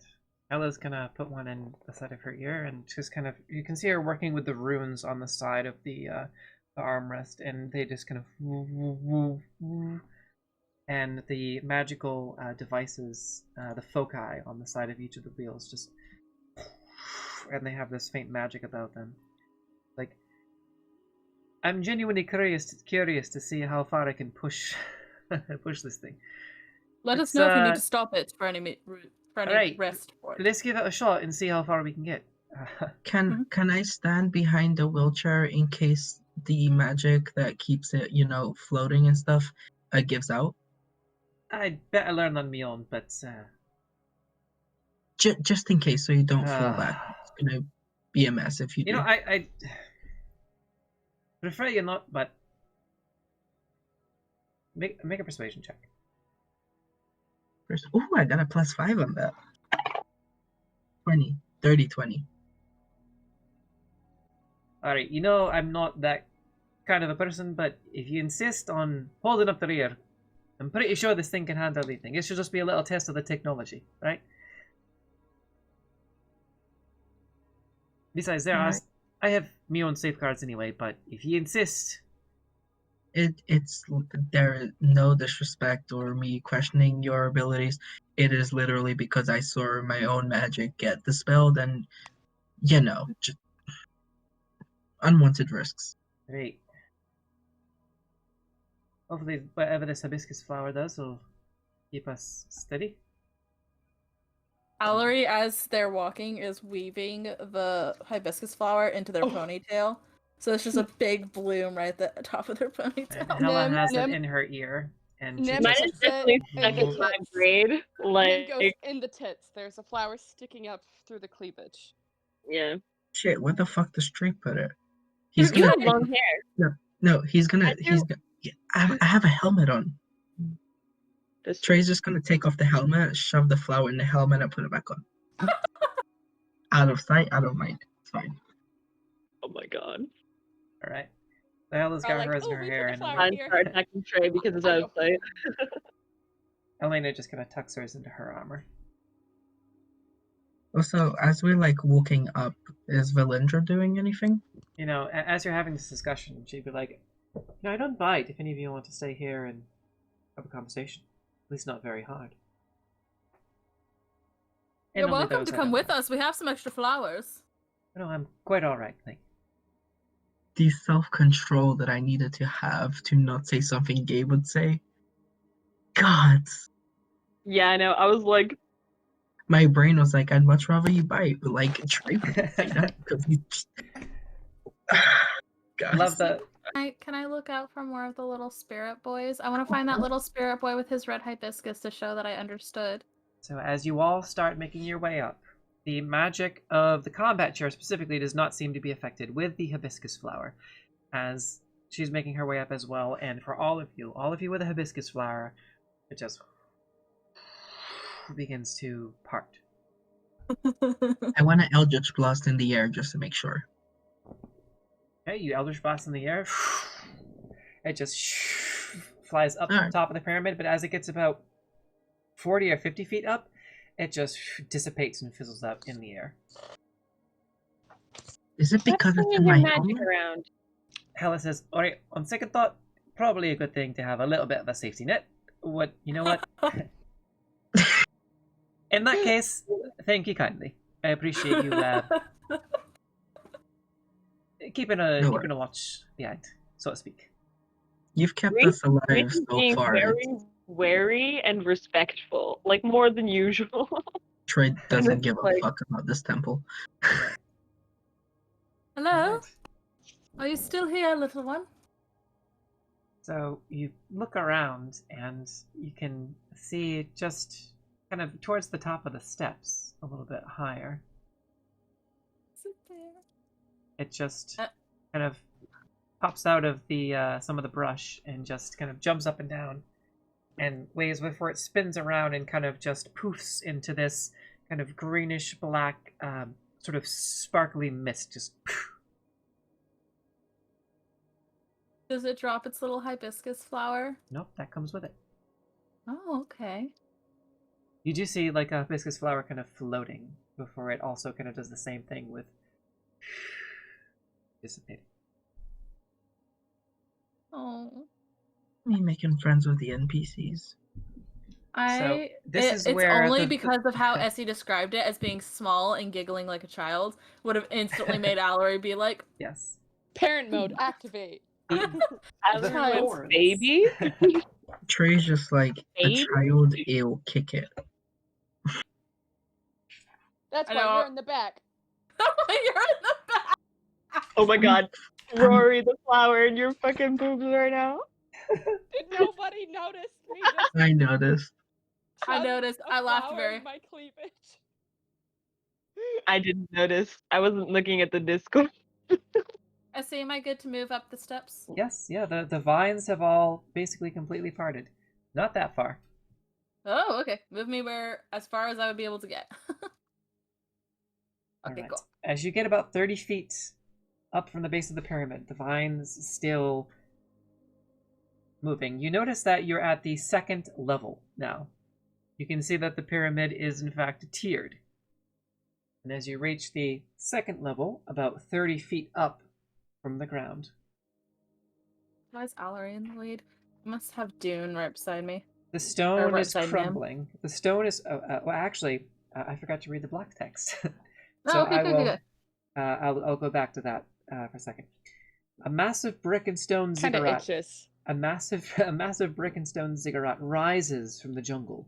Two staircases angle up and across the front face, one from the right, the other from the left, to meet at a landing on the second level, 30 feet above your heads. The layout repeats on the second level and the third level, but with each successive layer adding less height than the one below it. The fourth level, 60 feet above the jungle floor, is an enclosed shrine or temple, its walls adorned with labyrinthine symbols. So there are symbols, but they're on the top, on the temple. The jungle encroaches right up to and onto this ancient structure, i.e. the vines. The first flights of steps are choked with creepers, tree roots, and flowering vines. It might have been surrounded by a city long ago, but the jungle is so dense that it would take hours of searching to find buried foundations and tumbled stones in the surrounding area. Some of that has been altered for this specific map, but this is a free map, so... The second steps. The stones are crumbling from age and decay.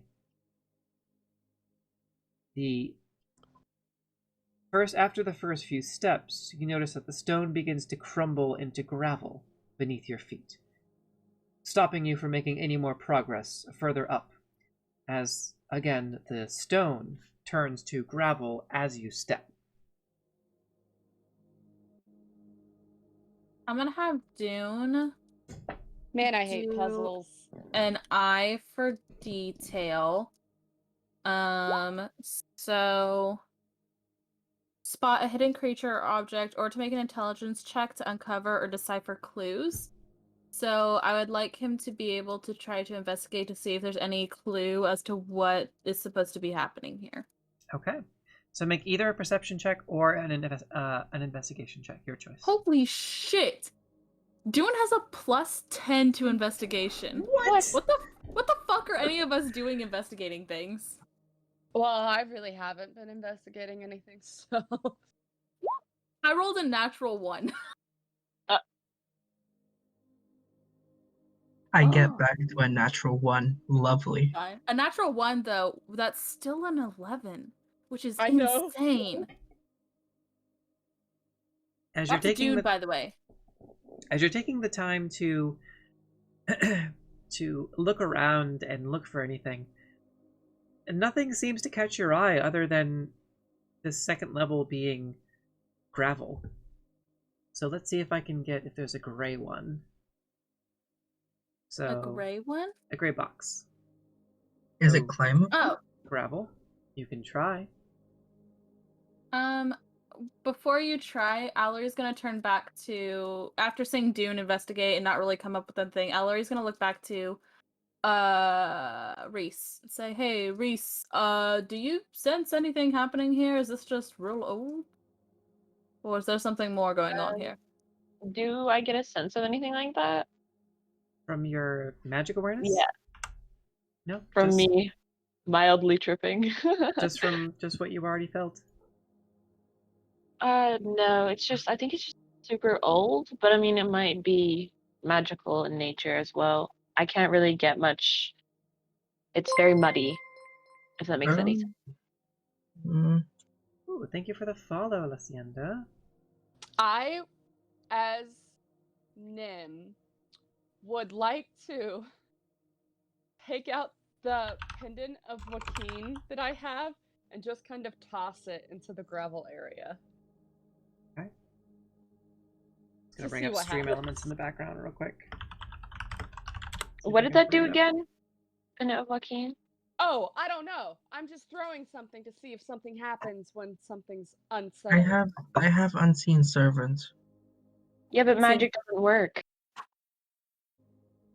Yeah, the magic doesn't work to surpass the trap or the test. We have to figure out what the trick is. And I'm kind of One wondering if maybe it concept. has to do with the way that the little sprite thing kept spinning. To be quite honest with you, but I'm trying to think if there's a way. Are I you mean, we Or could his suggesting it skipping, yeah. dance? Oh, can I just full sprint? Sure. So, but you'll need to move your tokens to exactly where you're going. So all of you can get up to the point where the vines meet the gravel. If you look like you're going full sprint, Allery's gonna say, "Please do it on the far left side, so if anything is destroyed, we have the rest of it to work with." Right. Okay. I wanna start trying to full sprint. All right. So as you full sprint, the stones immediately begin to fade. I need you to make a dexterity saving throw. Oh no! Oh no! Oh no! Oh, 30-20. So you're able to Overnight. kind of throw yourself down and you kind of slide and kind of catch yourself on the combat chair as you kind of slide into. Oop. As you kind of slide into Hella, and she says, "All right, maybe don't try that next time, especially not with me behind you." Sorry about that. I just really don't like Can you puzzles. imagine if the magic was fine and I was killed by you?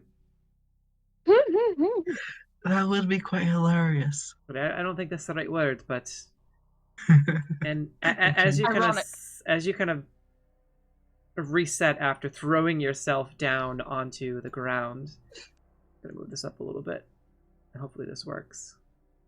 I don't. If Trey does that, I don't throw the pendant. I just wanted to see what would happen in that area, but watching Trey, I'm like, oh well. Does Allery say the thing about skipping or like dancing? Allery's Out thinking loud? about it, but I want to see if any. Allery is really trying to keep an eye out for any more of those little spirits to see if any more of them want to try to offer guidance on how to get past the different things. Just tell Trey to skip around it or like dance around it. He'll fucking do it. Let him be a crash dummy. Cause I ain't got any other ideas. Along the like side, is it like The only thing I can think of was the skipping thing. Like, Yeah. Yeah. Or Allery's like, gonna look didn't he to. like spin out of like existence or whatever? Yeah, so I was like, it would either maybe be skipping or spinning if the spirit still had something to do with this. But the spirit might have just been a way to get us past the first bit. As you're all discussing this, another Chwinga appears before you. Oh, good. Hiya, Valerie's- buddy. What's up? This one is holding. Oh, I get a little bit of lag there for a second. This one is holding the same orange hibiscus flower, and it holds it up, and it tilts. It's got a little bit. It's kind of got crazy hair behind it, and it holds a hibiscus flower, and in its other hand, it has a red parrot feather, and it just kind of. Aldori's gonna bend down and look at it very close, and then telepathically say, "Are there any other red or orange things we need to get from the ground before we come up?" Oh, you are so cute. I cannot be mad. Are there any red And- parrots around? It just starts to skip back up the steps, and as it does, you can see the gravel kind of slowly forming steps below its feet as it skips back up. Like, Are there any red Valerie, parrots? Back down we go. Rory's gonna look at Hella and be like, "You can stay. We have to go get more fucking feathers. Be back." We can just kill a bird and take the feathers. No. No. It's in a- gonna be a lot easier than going around trying to find feathers that fell naturally. Are there any Well- red parrots around? Don't you think that the magic would be tainted by death? Have you Alright. met me? Allery is also gonna make Dune come help. So Allery and Dune and I guess Rhys, we're all looking Yeah. for fucking red feathers that have fallen on the ground. I'm here looking too. for a bird. Oh, and Nim. I'm looking And for a red parrot to How kill. dare you? Elendra is just kind of giggling. I love her so fucking You much. keep laughing. I'm gonna fucking. All right, so who is searching for the parrot feathers? We Nim, all are, Dune- but Yeah, we I can go think- in pairs if that's more mechanically correct for you. So that we can have like 2 pairs of people looking for stuff. I mean, it could be helpful for all of us to just roll survival or investigation or whatever. Mhm.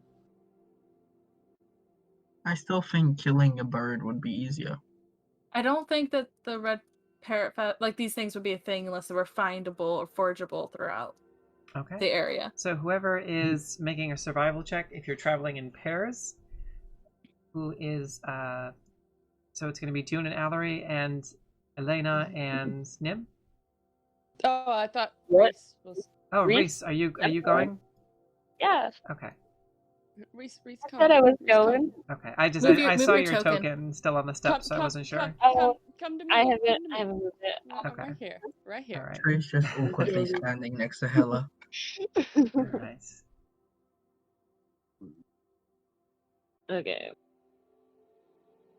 Again, the temperature is perfect though. So with all of your searching and traversing, and it's just beautiful. None of you are working up a sweat. It's just a perfect day. Okay, do Surprisingly. we need to make our separate checks? So okay, so Allery at advantage because did you want to make that at advantage or on your own? Because I don't think it was. I clear. did it at advantage because Dune was Okay. with me. So you're able to find 1 parrot feather, and 22 you find 3 in your initial 4 in your initial sweep. So you have 5. Okay. You would We need only to. need 2 more. Yeah, you would. Okay, so go ahead and. I rolled my own survival. Okay. All right. So it takes I you. got 13. Okay. So it takes you all about 40 minutes, and Hella and Elena and Trey are just waiting on the steps, and Melindra is just kind of gazing around.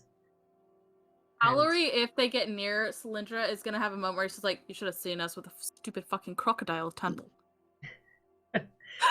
I can only imagine. I'm sure it was Oh. amusing, though.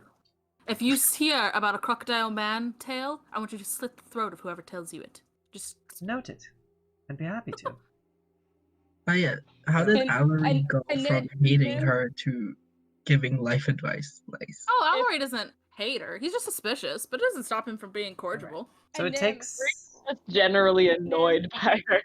Nim at the same, around hearing this, talking to her as well, would be like, don't think more of us if we have to come back down for something else after this either. okay? I was Like, don't literally think- about to Don't say. think less of us here, okay? But like in a joking way. In a joking way. And who are you saying this to? Melindra. Yeah. Melindra. Okay. From So the top, she does.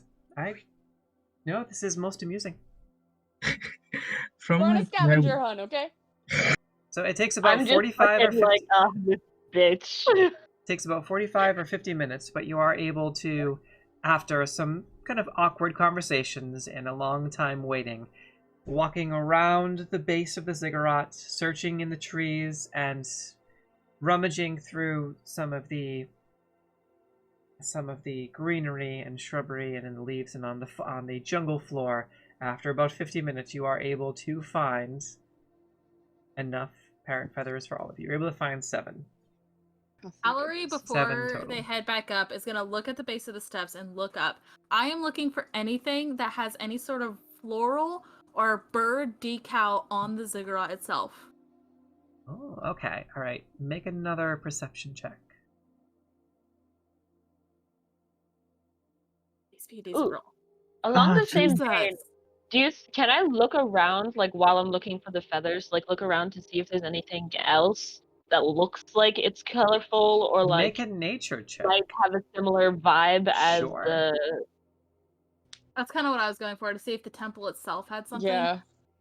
Make a nature check. I got it. Maybe we should have looked a lot better for. All right. So in this area, You guys are really killing it today. as Rhys, I'm gonna say you can I take the time? I'm gonna just tell you what your route is. Okay. Kind of heading over around the pyramid, just taking some extra time. Right about here, over here, you find, at least that's visible in the open with just a cursory search, a single purple orchid that sticks out from the other green I'm gonna area. I'm gonna grab that bad boy. Okay. You seeing this, you see 2 more out here and here on your way back. Okay. I'll grab them as they go. Okay. And you find nestled any in the other? corner here a 4th one. Ooh. But that's it for your natural 20. Alrighty. Do you tell anyone that you found these?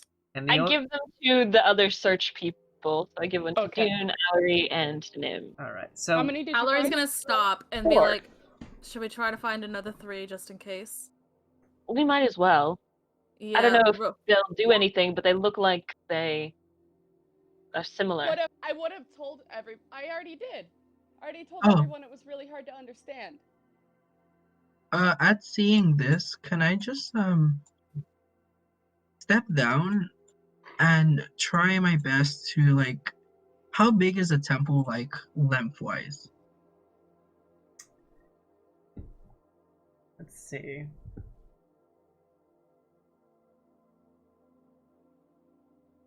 $190 feet. Can I, like, try to do like a perimeter check around the entire thing? Sure. What are you looking for?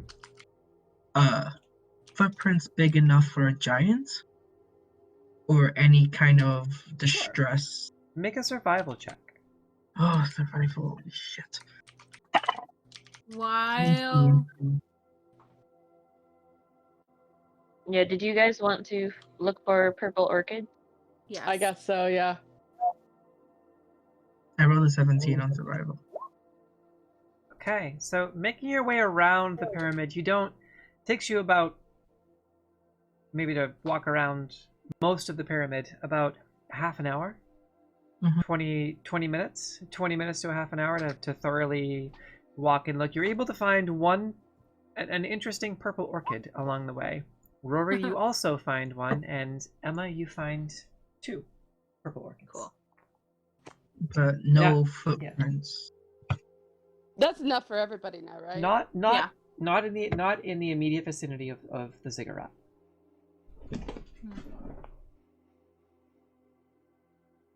No signs of distress. When Trey comes back, Nim hands a purple orchid to him.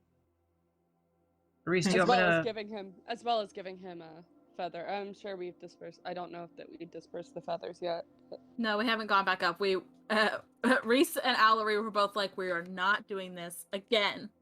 Yeah. Nim adds a second flower to the cleavage flower pile and then puts the feather in one of their like braids that they have sticking down. Yeah, The Allery's got like a recent bouquet braid thing is going. just very colorful now, so we got 2 flowers and a feather in there. And if we're thinking about what Dune is probably doing, Dune probably has all 3 things clutched in one paw. Yeah, that sounds right. That sounds Very right. Dune. That sounds right to me. So, I would like Rhys, do you want me to move you back towards the steps? Oh yeah. Okay. Thank you. All right. Okay. As you all Okay. approach with your Colorful bright, shit. yes, your bright orange hibiscus, and your purple orchid, and your red parrot feathers. I'll take a deep breath. The vines are almost completely parted now to one side, giving you a very wide berth on the steps. The second tier is smooth stone without any traces of gravel. And as you approach the third tier, you see sort of the steps appear to have taken the shape of hundreds, thousands of poisonous snakes, brightly colored snakes. But as you approach, Is they this Indiana just Jones? they just start to part and they start to slither one by one very quickly into these holes in the side of the pyramids. And just as you approach, rapidly they all just and disperse into the temple. Eventually, Well. there's a lot, so it takes maybe like 30 seconds or so, but they do eventually all slither back into various holes as you approach in the temple. Allery, when you tried to communicate with the thing, it didn't really talk, did it? Giggled. No, and I know for a fact that oh, hello, they are here actually. They can communicate as long as they know a language, but they were not communicating, whether by choice or by inability, I do not know. All three of the Chwingas are at the top of the pyramid, and We didn't even talk to the third one, man. each of them We're not has dealing with your shit. each of them has an orange hibiscus and a purple orchid in one hand and a red parrot feather in the other, and they're all dancing with it. Yep, they're all just dancing in like one foot to the other foot, kind of I that dance. hop dance. I'm As you I'm dance a- with them, they just dance with them. kind of excitedly throw the flowers in the. I like half-heartedly dance, like. One of them spins around. Spin with it, or like I spin as well. I fucking twirl Nim. Hella does eventually, the room is still glowing, make her way up. Just like, all right. This thing's right,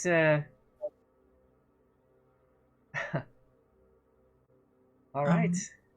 I have a question. And she looks over at Elena and says, "Your people at the Black Hands. Tell them thank you for me. This is pretty intense technology." And Elena says, "One day I'll have to introduce you to Nazgris Felkar, the Archmage of the Black Hand. But this particular design is actually made by one of our newer artificers. I believe her name is Adeline Petrel. She is actually a member of the Sisters of the Eclipse, which is the remnant of the Harpers, but working with Nazgris," and she just kind of taps on the side of the combat chair.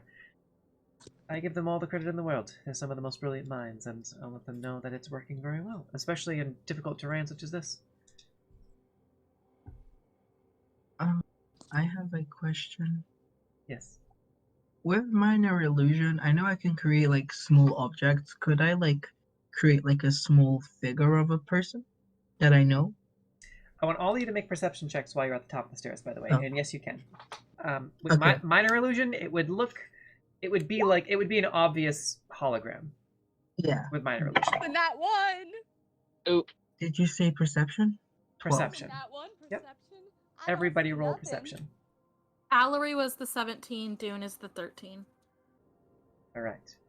So I'm scared. 17. Yeah.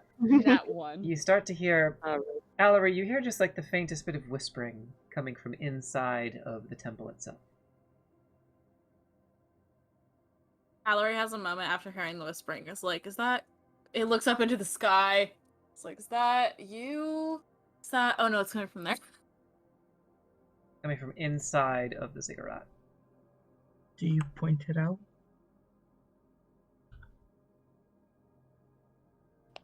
Do you? Allery's probably gonna suss it out for a second, but if nobody else seems to notice, Allery will be like, I hear whispers. Does it sound like this, like, might be too specific. Does it sound like souls? Make an Arcana check. Allery? I know. Trey. Oh. I am assuming I don't get advantage for it. Nope.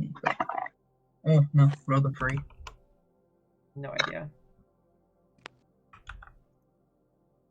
Just out of, like, a little thing, the free little spirit things are still there. I want to create a minor illusion of the giantess. Okay. Kind of in the center and point at it Okay. to see if they react to her. They just kind of look at each other and just... Okay. I'm just worried about her. You think you're worried about it? She could have probably just walked up the fucking sides of the Ziggurat and just avoided the stairs entirely. Make an Arcana check. Me? Yeah. I know nothing. Doesn't seem likely. Seems like everything is locked behind this, whatever this magic is. Ooh. If I use Divines, By the way, Well, let's check out whispering. yeah, I was gonna say, that is. Anyway, go ahead. What was your question, Rhys? What about I the said whisper? let's go check it out. So, like, I guess I'll go, like, ahead? I don't know. okay, let's go. I'm avoiding walking over the circle in the middle, though. All right. Yeah, I don't care.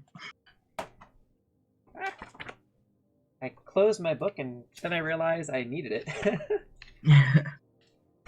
That's the mood. Yeah. Why the hell did I need to roll a 2 when it's probably something to do with dead people? This is like Trey's thing. As you slowly approach and enter this dark temple with all of your flowers and parrot feathers in hand, see the following. Hanging lamps illuminate the room, while incense burners fill it with exotic scents and curling smoke. Cushions and red mats cover the floor. Pots of blooming flowers line the plastered walls, and singing birds flit from plant to plant. At the center of the room is a large cloud of mist. Slowly, the mist begins to part. And emerging, with their backs to you, you see a human figure. And he takes a few steps back out of the mist and bows forward respectfully and says, thank you kindly for your wisdom, and I'll be forever in your debt. I owe you one. Well, whatever this place is, I owe all of it a debt of gratitude. For what help it is.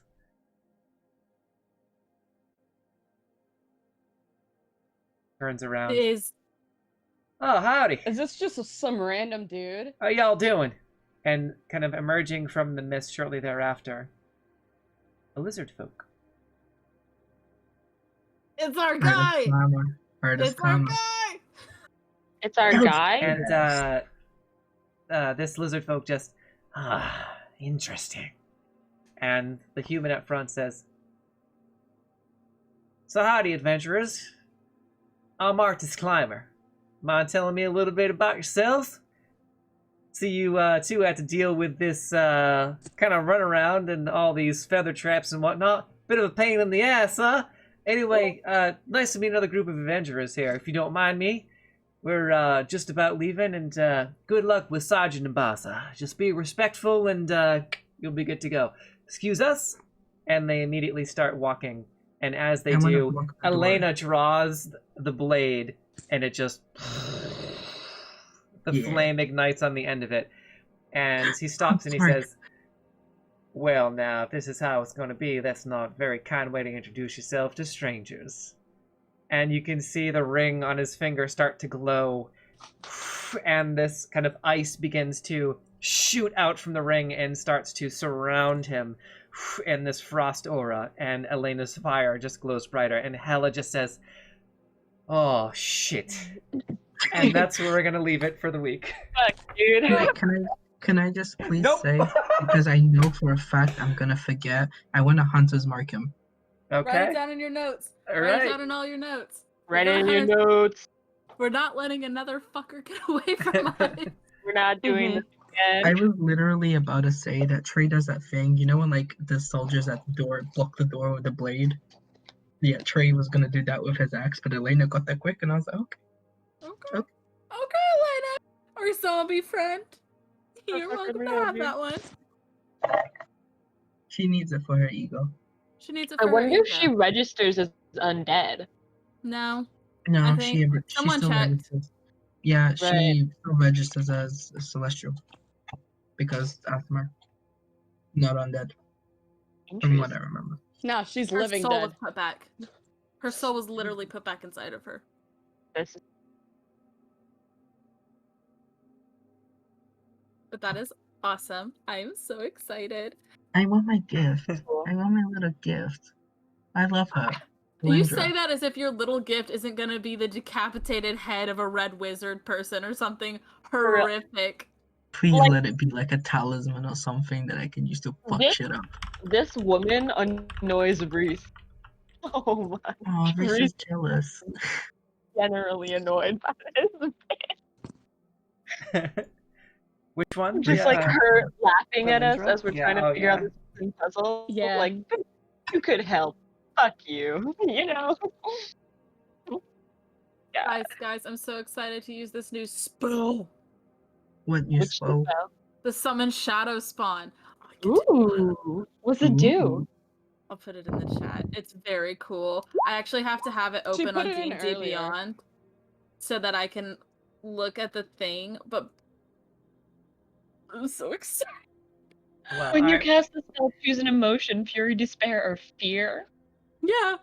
Well, real Yeah. quick, I want to thank everybody in the stream for hanging out with us on an amazing Saturday night. This was, again, the stream just keeps getting better and better. I got to fix the widgets again. I messed with them earlier, and apparently I broke everything and made them they're slightly to the left, so now I have to find a way to readjust them. So that's my project for the next couple of days, as well as editing the most recent VOD to put on YouTube from last 2 Saturdays ago. First episode is up on YouTube. If you go to Aaron Spencer Podcast, ESP D&D, if you type in ESP D&D or just Aaron Spencer Podcast or Crystal Coven Chimeras, Tomb of Annihilation, you'll be able to find us on YouTube for the VOD, and you can follow us there on YouTube. Any interactions are obviously much appreciated, and thank you everyone so much for hanging out with us in the live stream. We really appreciate you, and to all of the wonderful artists who contribute to our free music who we introduced at the start of the stream. Thank you all for being so awesome. Y'all are heroes in the age of DMCA, and everyone in the chat, y'all are amazing. You make all this possible, so thank you so much to each and every one of you for coming to hang out with us tonight. And until then, 2 Saturdays from now, we'll be back. Until next time, witches, have a great couple of weeks. Mwah. Hell Bye, yeah. everybody. Bye. Bye. Bye.